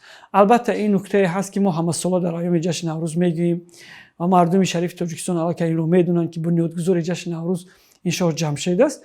و یک چیز در اینجا تعجب انگیز است که شما ببینید وقتی که ما میگیم که پیدایش نوروز با حرکت افتاب، یعنی به حرکت ظاهری افتاب اکلیپتیکا علاقه دارد، باز میگیم که اساسگذار جشن نوروز شاه جمشید است. عجیب در این است که خود اصطلاح جمشید هم معناش افتاب است که در سرچشمه‌های تاریخی ما در شکل کوتاه جم ذکر می شود و در اوستا یم یا که یم ذکر می شود که به معنای افتاب هست. و جمشید 6000 سال مقدم از روی نشانداد ابراهیم برین در کتابش اصول الواقعه پس از آموزانیدن آدمان با پهلوهای گوناگون زندگی، یعنی طرز کشت کردن، حاصل به دست آوردن، آهنگری، سلاح ساختن، مثلا خانه ساختن، بعد یعنی حتی پزشکی، ساحه پزشکی را به وجود آوردن، این چیزا همه این کارها را انجام داد به خاطر که یک انسان یک زندگی با سعادت داشته باشد. بعدا برونی می نویسد که یک تخته از سنگ‌های قیمت‌بها و این چیزا بساخت و بالای تخت نشست و حکمرانی خود را آغاز ببخشید که این راست می‌باید به روز هرمز روز ماه فروردین و اون روز را گرامی داشت و روز نوش خواند، یعنی نوروز خواند.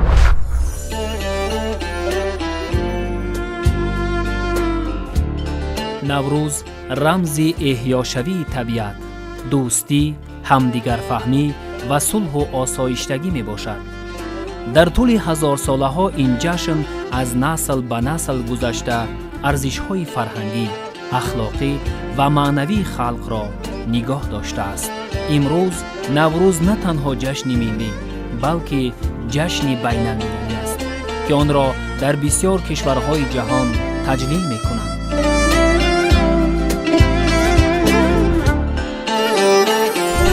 استقلالیت برای ما بغیر از اونه که آزادی داد، وحدت داد، یکی از بزرگترین چیزهایی که برای ما داد همین دولت ملی داد. محض دولت ملی است که یک ملت میتواند که آرمانهاش پیاده کند، آرزوهاش پیاده کند. و رهبر دولت ما پیشوای ملت محترم امام علی رحمان، شما ببینید روز 19 نوامبر سال 1992 به حیث رهبر دولت، یعنی همون وقت رئیس شورای عالی در اجلاس 16 در شهر خوجند انتخاب شدند.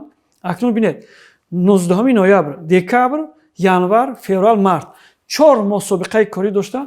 با مناسبت نوروز ما 21 مارس سال 1993 برآمد کردن، پیام تبریکشون ارائه داشتن به مردم تاجیکستان. در همون پیام تبریکی که امروز متن اون در مطبوعات، در کتاب‌ها، در بایگانی‌ها، در کتابخانه‌های تاجیکستان محفوظ نگاه داشته می‌شود. در برآمد نخستینشون وابسته به جشن نوروز تاکید کردند که تقریباً به همین مضمون گفتن که باید که نوروز در سطح دولت ملی، در سطح جمهوری، در فضای دولت ملی تجلیل شود و نوروز باید همگانی شود و در آینده ما باید کوشش کنیم که نوروز جهانی کنیم. این گپی سال 1993 بود، سالی که تاجیک هزار مشکلات سیاسی داشت. این حکمت ببینید. واقعا من فکر میکنم که رهبر دولت ما یک فیلسوف بزرگ بود است، یک خردمند بسیار بی‌نظیر بود است که اینقدر مشکلات سیاسی داشت، اینقدر برگرداندن گریزه ها بود، هزار مشکلات بود، لیکن در فکر آینده ملت بود. من فکر میکنم که یکی از عامل‌هایی که رهبر دولت ما سر همین مسئله مخصوص توجه کرد این بود که حس کرد که به تاریخ، به خودآگاهی، به خودشناسی ملی، ملت و دولت ملی پای برجا ماندن نمیتواند، بخصوص در همون شب و روز بسیار حساس که از هر طرف بعضی از دایره‌های علمی بالای فرهنگ ما دست درازی میکردن، از همسایه‌هامون دست درازی میکردن و این چهره در همون سالهای وزین سینه سپر کرد تا که این فرهنگ زدوده نشود، این ارزش‌ها از میان نرود. در منبع‌های تاریخی گفته می شود که نوروز هنوز در دوره‌های پادشاهی باستانی، مخصوصاً در دوره سلاله هخامنشیان تجلیل می گردید. در این دوره نوروز همچون جشن دولتی برگزار می شد.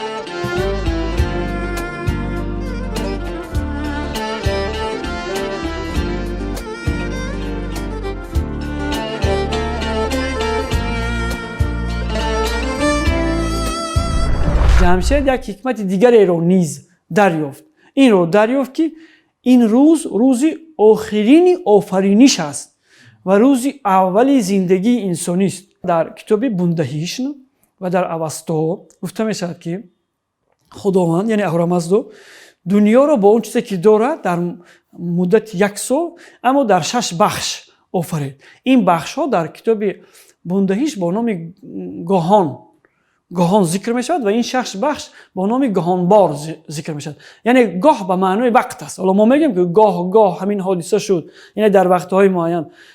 خب میگه که در 1 سال اما در 6 گاه، یعنی در 6 وقت. خب در گاهانباری اول آسمان آفریده شد، در دوم آب آفریده شد، در سوم زمین، بعد عالم نباتات، در پنجم عالم حیوانات. حالا شما ببینید همین 5 چیزی که آفریده شد به خاطر انسان بود. بنابر همین سبب در گاهان ششم انسان آفریده شد. کیامرد یا کیومرز. خود کلمه کیا از کی فرق دارد. کی به معنای حاکم است، کیا نخست آغاز، مرد انسان. درست؟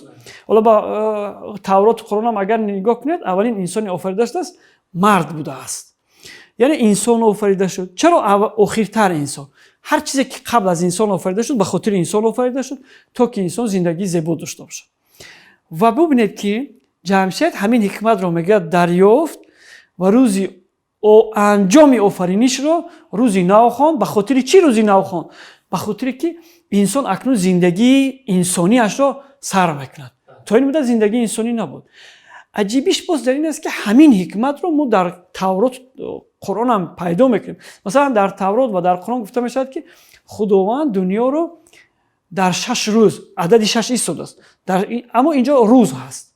حالا ببینید پیشتر ما گفتیم در دوام سال در 6 وقت. اینجا میگه که در 6 روز آفرید. مثلا در تورات گفته میشد که در 6 روز آفرید. روز ششم انسان رو آفرید. روز ششم و روز هفتم رو روز تقدیس یعنی مبارک. در ادبیات علمی و بدیعی تا گویش‌های مردمی و کتیبه و یادگاری‌های باستانی درباره جشن نوروز تصویرهای خیلی زیاد به چشم می‌رسد.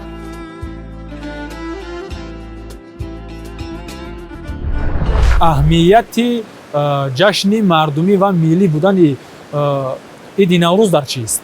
نوروز یکی از جشن‌های قدیمی مردم اوریو تبور است که تاریخ زیاده از 6000 ساله دارد. یعنی از همین برمیآید، از همین تاریخ، یعنی از همون زمان تا به امروز آمدن یک سبب یعنی مردمی بودن، یعنی به یگان دین و مذهب ربط نداشتن و تا به امروز آمده رسیدن. از همین حساب اینو میگن جشن مردمی یا جشن طبیعت میگن که یعنی همون برابرشوی همون شب و روز. آفتاب یعنی در بعضی همون منطقه آفتاب به همون آفتاب در مرد، یعنی آفتاب یک به همون خود مثال ما میگیم در تاجیکستان ما در ناحیه اشکاشین، یعنی همون یک سنگی است در همون قشلاق یم در همون سوراخی که آفتاب میرسه، یعنی همون وقت میفهمه که نوروز شد. یعنی این یکی از همون جشنایی که ما گفتیم که مثال همون مردمی بودن، ملی بودن یا تاریخی بودن ما، یعنی از همون گذشته ها تا به امروز آمده رسیدن. در دوره‌های گوناگون تاریخی نوروز اهمیت خود را نگاه داشته است. در دوره ساسانیان این جشن باز هم بیشتر رشد نمود. مراسمی با شکوه برگزار می‌شدند و تمام مردم در آن اشتراک می‌کردند.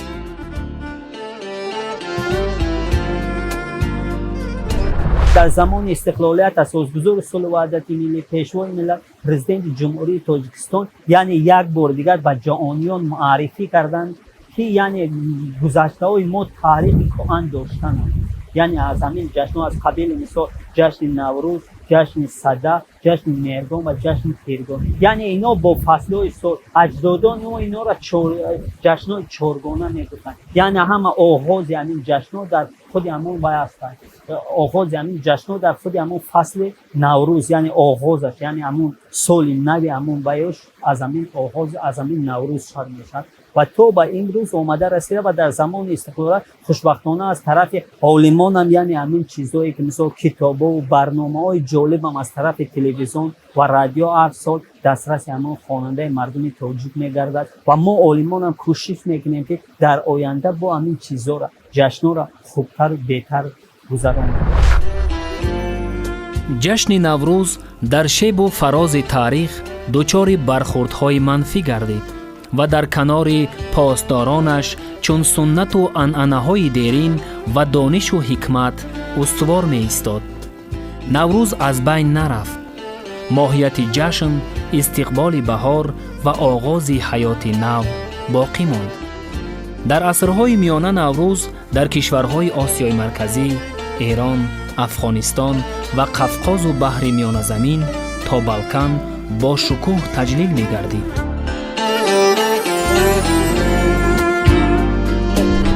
و این نوروز با گذشته از این در سطح جهان وقتی که معرفی گردید، این حکمتش از اون عبارت است که ما با جهانیان گفتیم که برادرو نوروز ما انسان دوست می‌دارد.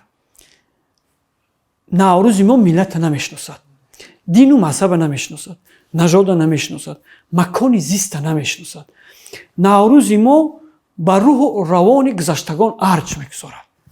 نوروز ما با احوال بیماران هدایت میکند از اینکه مردمان در این روز خبر بگیرند بیماران و بیکسان و مظلومان را. نوروز ما نوروز ایده هست، جشن هست که در ایام وی به همدیگر مردمان با دل و نیت پاک تحفه میکنند. تحفه هاشان بیشتر شیرینی هست. شیرینی به خاطر که تا آخر سال چون آغاز سال است دهان شیرین شود، زندگی شیرین شود، سرسبز باید انسان ها باشد. یعنی نوروز ما یک جشن هست که این چیزا را ترنم میکند. مناسبت های دهقانی، ارزش های دهقانی، طبیعت را ارج میگذارند. و شما ببینید که این مسئله ها و این موضوع ها امروز در دنیا موضوع های داغ هستند. یعنی نوروز ما با آب، با زندگی، با زمین سبز، با آذوقه از نقطه نظر اکولوژی تازه ارج میگذارد. و واقعا وقتی که ما میبینیم به دنیا این موضوع ها، این مسئله های داغ هستند و دنیا به این چیزا بسیار نیاز دارد. یعنی ما با واسطه جهانی کردن نوروزمون و جهانیان این رو ترغیب کرده هستیم که نیاگان ما 6000 سال مقدم تا امروز انا همین گونه ارزش ها رو روی دست دارد و با جهانیان همین هم میخواد.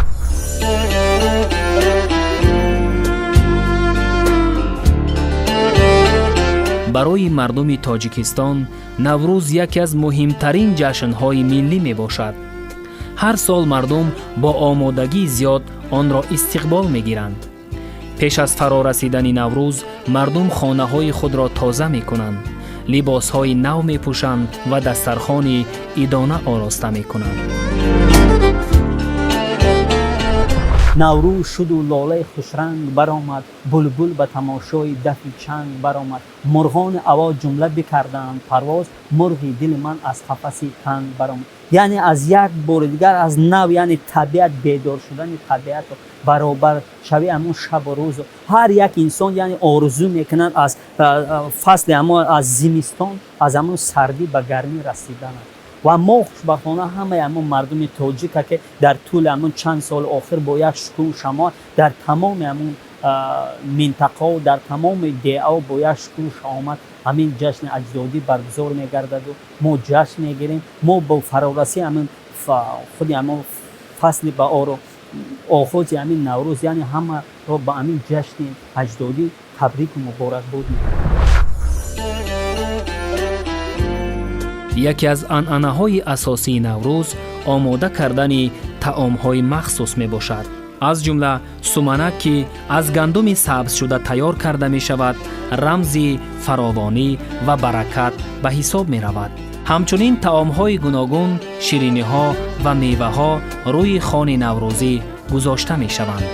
در روزهای نوروز مردم به عیادت خویش و تبار و دوستان و همسایگان می روند.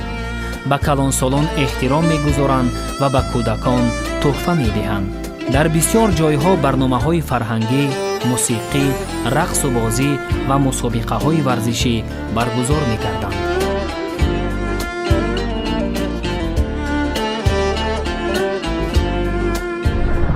چیز دارد این فرهنگ که اینقدر مبارزه است. میدونید در بطن فرهنگ ما، در مغز اندیشه و روان نیاگان و چهره‌های باریزی سیاسی و فرهنگی و علمی و ادبی ما، همین انسان نقش کلیدی داشته است. واقعا هر کسی که به فرهنگ ما روی آورد خود را دیده توانست.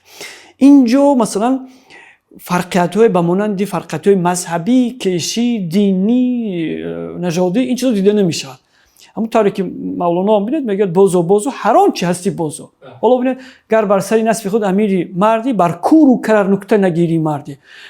دوستی را جستجو داریم ما، از امانی گفتگو داریم ما، بنی آدم از یکدیگر همین عموما در مجموع تلقین میکند انسانیت رو و بالا میگذارد مقام انسان رو.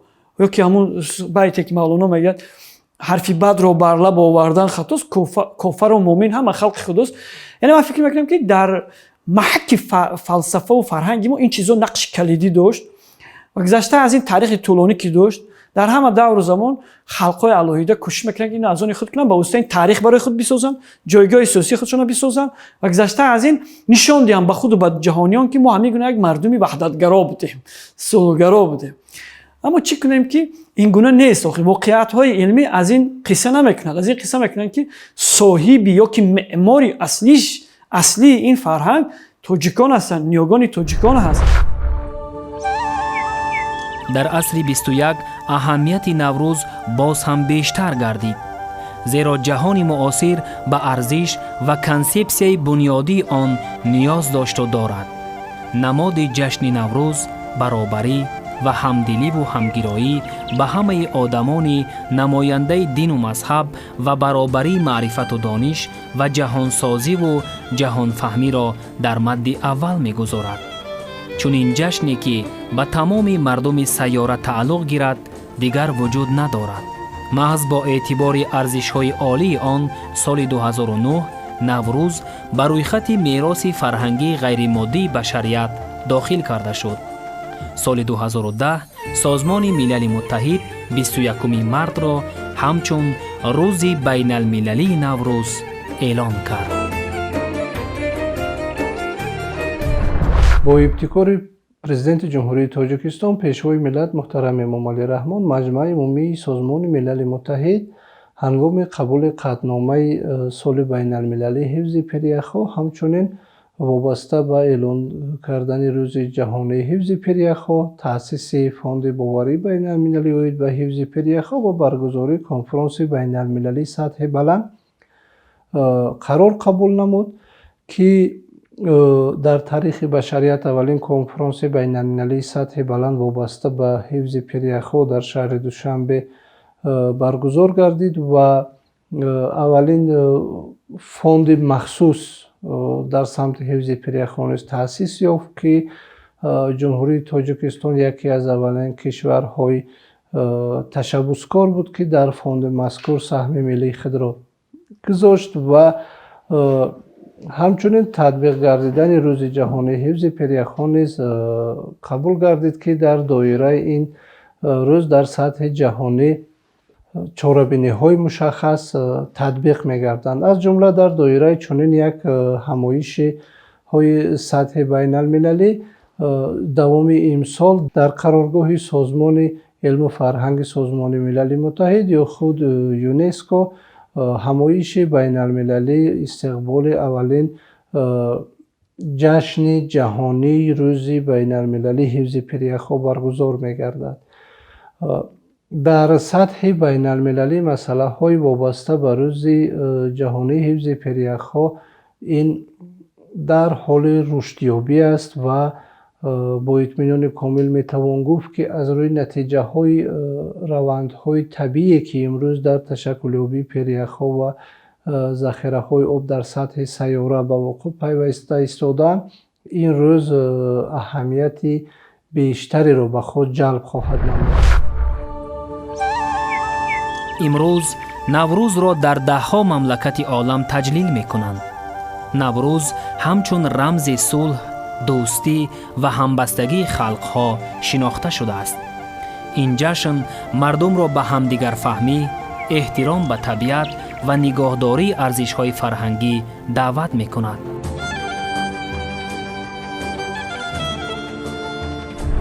زمان کنونی شاه جمشید این تخمین به هزاره 4 اخیر هزاره 5 ابتدای هزاره 4 تا میلاد راست می‌بیاد و اکنون شما ببینید هزاره 4 فرض کنیم اگر هزاره 4 تا میلاد باشد امروز ما مثلا در استانه هزاره 3 میلادی قرار داریم. همین طریق گفتم ممکن که بیش از 6000 سال نوروز تاریخ دارد. سوال مطرحی که اینجا باز پیدا میشد این است که وطن نوروز کجاست؟ امروز شما ببینید با در نظر داشته حرکت‌هایی که در منطقه و در دنیا احساس میشود که مثلا دایره‌های گوناگون دولت‌های دنیا کوشش میکنند که از تاریخ دیگران برای خودشون تاریخ بسازند. حتی مبارزه‌ها برای اسود کردن نوروز هست. خود پیشوای ملت در پیامشون سر همین مسئله اشاره کردن که ما برای نگهداشت اصطلاح نوروز چقدر بحث و مناظره‌ها وجود داشتن. الان در همین گونه یک وضعیت ما باید ثابت کرده تمام که همین وطن نوروز کجا است. از اون که استاد محمد غایی میگن که تاجیکستان وطن نوروز است تا کجا از نقطه نظر علمی همین واقعیت دارد. ببینید پیشدادی ها سرزمین پیشداد از روی نشان دادی همین یک قطار سرچشمه های معتمد علمی حدود حکمرانی پیشدادیان اصلا حدود ایران شرقی است. اینا عالمان شرقشناسان آمریکایی گفتن، شرقشناسان تا انقلابی روس گفتن، شرقشناسان مثلا اروپایی گفتن، شرقشناسان ایرانی و افغان و تاجیک اینا اثبات کردن که ایران شرقی است. مخصوصا قلمرو ورارود، حدودهای امروزه تاجیکستان، حدودهای سوغد قدیم، بختر قدیم که قسما شمال افغانستان هم در بر میگرفت تا هندوکوش هیمالای در بر میگرفت، این طرف تا سرزمین های سکایی ها قاشغر خودتان سینزیان ولایت خود مختار سینزیانی که امروز در قلمرو خطو است، همین سرزمین قلمرو پیشدادی ها بود و پیشدادی ها شاهان پیشدادی تختشان یکی چی میگم همون مکانی که یک مرکزی که اونجا دولت اداره میکنه کوهستان بود است. حالا ببینید همین شاهنامه فردوسی را شما یک بار خوانید جلد اول که نشر که پیشوای ملت تقدیم کردن به مردم ما اونجا سخن میرد از نخست شاه پیشدادیان کیومرث همین خیلی میرود مثلا تحمورس با جمشید اونجا تاکید میشود که اینها در کوهستان حکومت داری داشتن، در کوهستان حکومت داری داشتن و یک چیز بسیار عجیب است. حالا ما بالاتر گفتیم که در اوستان نام جمشید یم هست یا که یم در ناحیه اشکوشیمی ولایت مختار کوهستان بدخشان یک قلعه است با نام یمچون شکلی تغییر یافته همین یا که برگرفته از همین نام اوستای جمشید است. یا در ناحیه شمس‌الدین شاهین سابق شروع بود یک موضع است با نام دشت جوم. دشت همین کلمه جوم اصلش جمع است. در لهجه مردم جنوبی ما آواز آواز بعضا با او تبدیل می‌یابد. همون طوری که مثلا نان نون میگن، همون طوری که جان را جون میگن، درست است؟ و جمشید هم در شکل جوم ذکر شده است اونجا، یعنی دشت جمشید است اینجا با از نام جمشید برگرفته شده است. حالا شما ببینید که همین دو اشاره که ما کردیم از نام‌های گئوگرافی ثابت می‌کنه که واقعا این سرزمین‌های بودن که جمشید حکومتداری اینجا می‌کرد. پس از روی این اگر جمشید اساسگذاری جشن نوروز باشد، پس تاجیکستان واقعا استاد محمد غایب درست میگه که تاجیکستان وطن نوروز است. این به شک و شبهه وطن نوروز ما هستیم و امروز هم که ما مثلا تشبث ها نشون میدهیم وابسته به منزلت نوروز، بالا بردن مقام و جایگاه نوروز، این وظیفه جانی و ایمانی و وجدانی و فرزندی ماست، زیرا که ما این ایجاد کردیم، ما به جهانیان ارمغانش آوردیم. اکنون امروز وظیفه ماست، رسالت ماست بالای شانه هامون که امروز این زنده کنیم، امروز به جهانیان بار دیگر به طور دیگر رسونیم تا که نوروز ما با فلسفه خودش وحدت رو، صلح رو، به هم آمدن رو میان این دنیایی که به هم زده ایستاده است ترنم و تشویق کنیم. جشن جهانی نوروز اینچنین نقشی مهم در نگهداری فرهنگ، عنعنه‌ها و عرف و عادت‌های خلق‌ها را دارد. سرودها، رقص‌ها، لباس‌های ملی و طعام‌های سنتی قسمی جدا نشونده جشن نوروز می‌باشند. همین طور شما ببینید در همه مرحله‌های تاریخ بالا این فرهنگ فشارها بود. اگرچند که تاجیک، نیوگان تاجیک شهرش را از دست داد، یک پارچه زمینش را از دست داد، بایگری‌های مادیش از دست داد، اما فرهنگش را چون ناموسش، چون ننگش از دست نداد. هر کجا که رفت با نوروزش رفت، هر کجا که رفت با همین آیینش رفت. و با این آیین و با این فرهنگ هر کجا که رفت با خود نور بود، خوشبختی بود، سعادت بود. غدارترین شدیدترین هجوم ها به سرزمین ما همین آیین ها را از بین نبرد. شهرهای بزرگ ما تخریب شدن، ویران شدن، آیین ما از دست دادیم. مثلا شما ببینید شدیدترین هجوم اسکندر مقدونی، هجوم عرب، هجوم چنگیز. بعضی از جشن‌های ما زدوده شدن، بعضی از جشن‌های ما کمرنگ شدن. نوروز از میان نرفت. این همون فلسفه نوروز، یک فلسفه نوروز و همون آیین و عنعنه‌های زیبای وحدتگرای نوروز بودن. من فکر می‌کنم که در همه شب و فراز تاریخ چون یک خنجر تیز به مقابل همه جراحان توانست که سر بالا کند، مبارزه برد و هویت ما رو، فرهنگ ما رو، هستی ما رو نگه داشت. و از این نقطه نظر گفتم که نوروز در برابر زبان ما، در برابر دیگر ارزش‌های ملی ما، چون شناسنامه ملت ما همیشه بود و ما رو نگه داشت.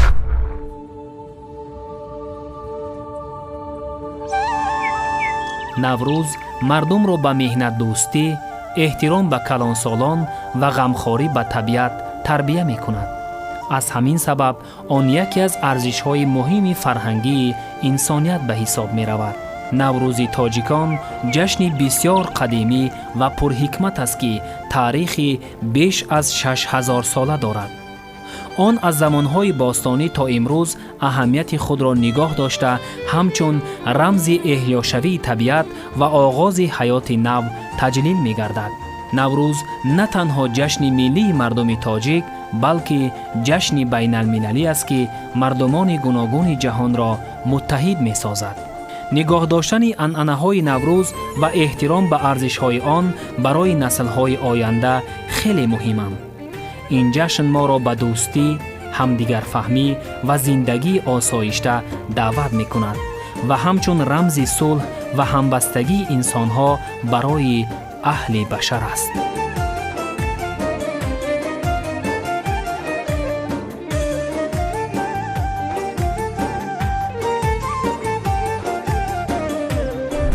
در پیام اخیرم پیشوای ملت وابسته به نوروز خیلی اندیشه‌های جالب بیان کردن و بسیار یک نکته مهم رو گفتن که نوروز ما گفتن تاریخ بیش از 6000 ساله دارد و این رو باید با مردم درست فهمونید.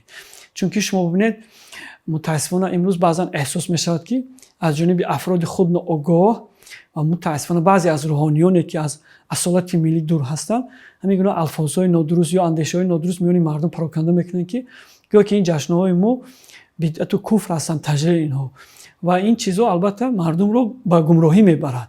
این عقیده ها مردم رو به گمراهی میبرد. این عقیده ها وقتی که مردم به گمراهی مردم از اصالت از حقیقت دور میشوند.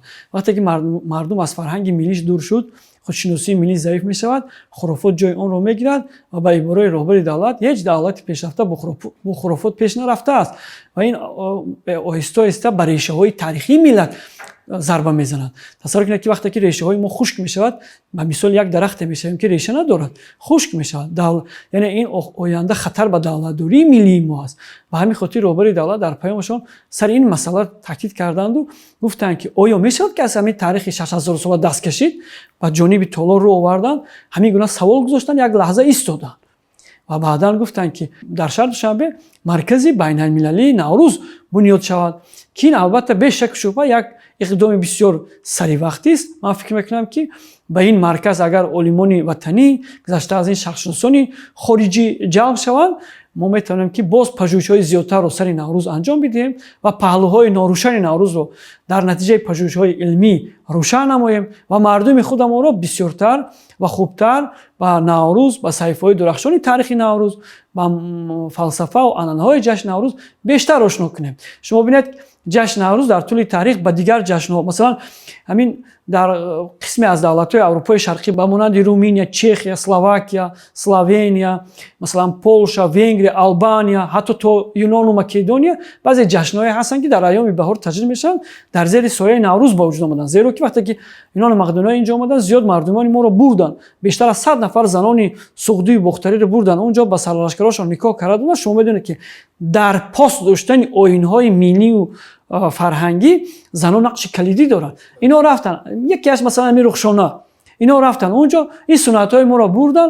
من امروز در қисми зиёди давлатҳои Аврупои Шарқӣ ҷашнҳое ҳастанд, ки дар зери сояи Наврӯз ба вуҷуд омаданд ва гузашта аз ин дар баъзе аз ин давлатҳо бо ном Наврӯз таҷлил мешавад. Бо ҳамин номи тоҷикиаш Наврӯз таҷлил мешавад, ки ин боиси албатта ифтихори мост. Гузашта аз ин дар тӯли таърих ниёгони мо бисёри анъанаҳои Наврӯза ҳифз кардан ба дигар ҷашнҳо воридаш кард.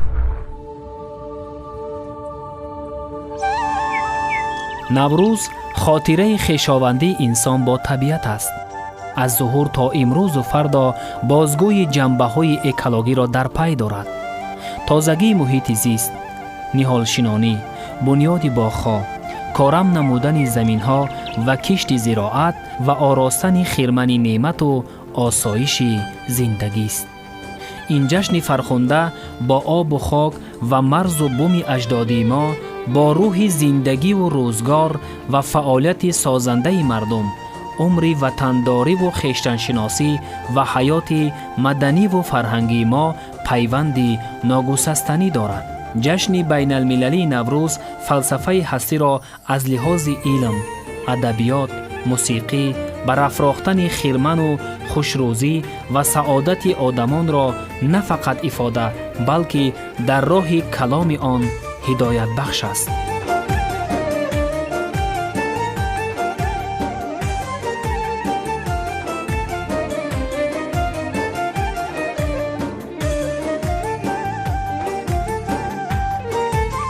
рисолати офаридан ва ояндасозӣ дар ҷавҳари илму амали нек оёти ҷашни Наврӯзи байналмилалӣ аст. ин консепсияи рушди инсоният дар маҳаки ин ҷашни аҳамияти ҷаҳонӣ дошта қарор дорад. тамаддуни халқи мо бо Наврӯз оғоз мегардад, яъне Наврӯз оғозгоҳи мардуми фарҳангии мо маҳсуб ёфта, аз давраҳои бостон то имрӯз бо беҳтарин арзишҳои худ ба зиндагии мо рангу таровати хоса мебахшад. аз сарчашмаҳои зиёди таърихӣ, адабӣ ва фарҳангӣ бармеояд. ҷашни Наврӯз дар баробари рӯзи хуҷаста, пешонии сол ва ҷашни шодиву нишод таҷлил шавад, боз оғози марҳилаи созандагӣ ва ободкорӣ барои тамоми давраи солро дар бар мегирифт.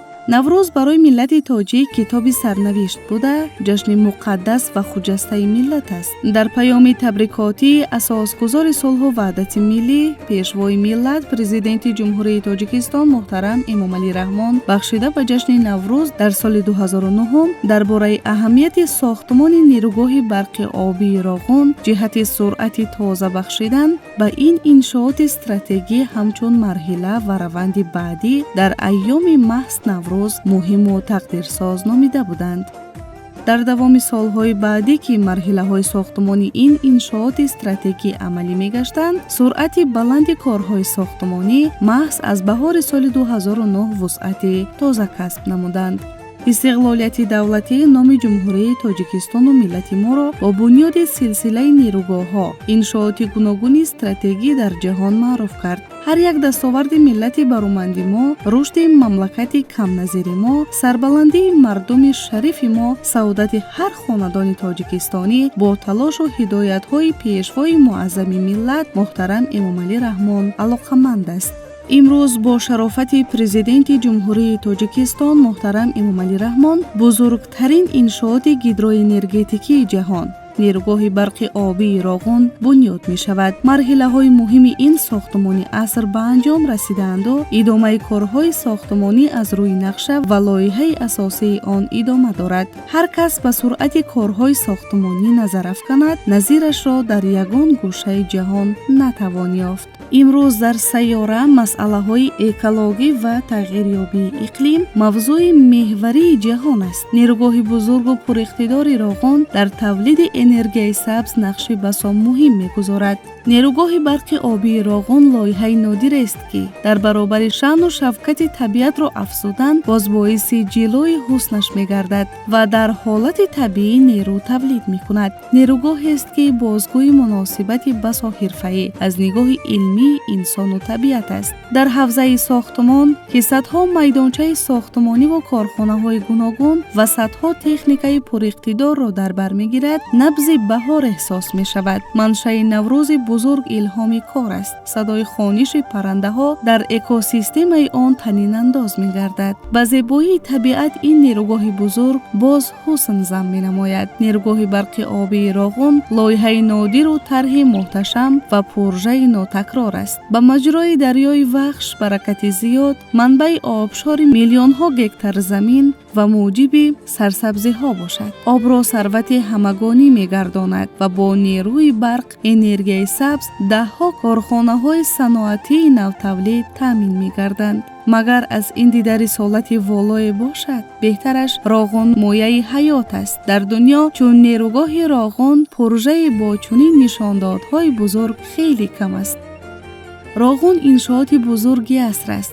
در آن تا 20,000 نفر کارگر و مهندس، ده ها انشاءات یاری رسان از قبیل انشاءات آب نگاهداری، مجمع تقسیم برق و نقل‌های آبگذر و هواگذر و حوزه ترانسفورماتورها را بنیاد کرده، دو چرخه را در تالار قعر کوهی اگریگات‌ها با بکار درآورده‌اند که خود شجاعت بی‌مثل است و ثمره 10 ساله کار شبانه روزی است. الحال در تالار ماشین‌ها ساختمان تهباد چرخه‌های چهارم و سیوم با سرعت ادامه دارد.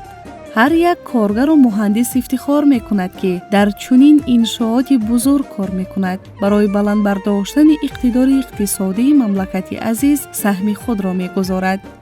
در این روزهایی که در تجلیل جشن بین المللی نوروز در مملکت عزیز بسا با شکوه ادامه دارد، با یک روحیه بلند سرعت کارهای ساختمانی افاده‌گر و ترنم این جشن بزرگ ملی می باشد. نیروگاه برق آبی راغون منزلت بزرگ و عرصه شجاعت و مردانگی است. در آن کارگر و کفشیرگر و راننده و بولدوزریست و همه دست به کارند. حالا برای بنیاد قسم‌های بالایی و پایانی سربند، ماشین و مکانیزم‌های معاصر و زمانوی از قبیل تکنیکا و ماشین‌های کلان حجم باربردار برای کشانیدن سنگ و شغل، دستگاه مقتدر برای تازه‌کنی پهلوهای کوه‌ها جلب گردیده، کارها موافق نقشه تصدیق گردیده جریان دارند.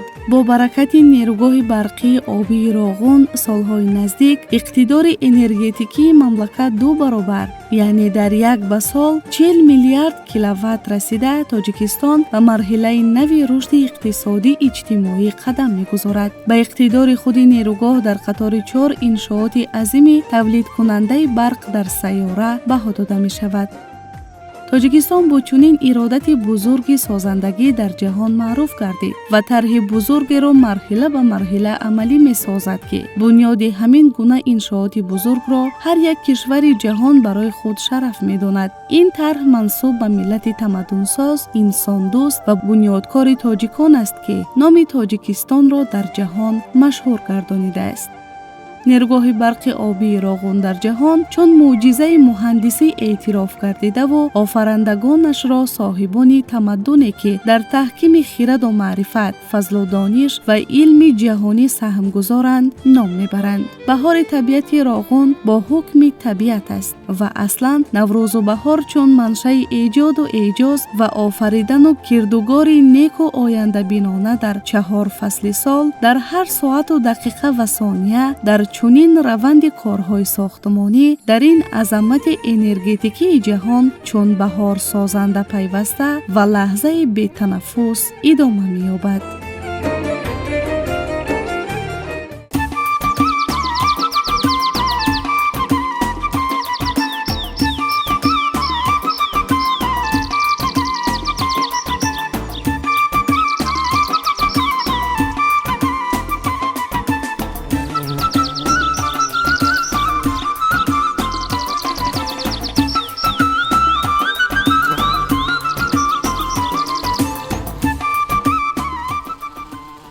در واقع نوروز فصل عشق است، فصل محبت است، فصل روستن هاست.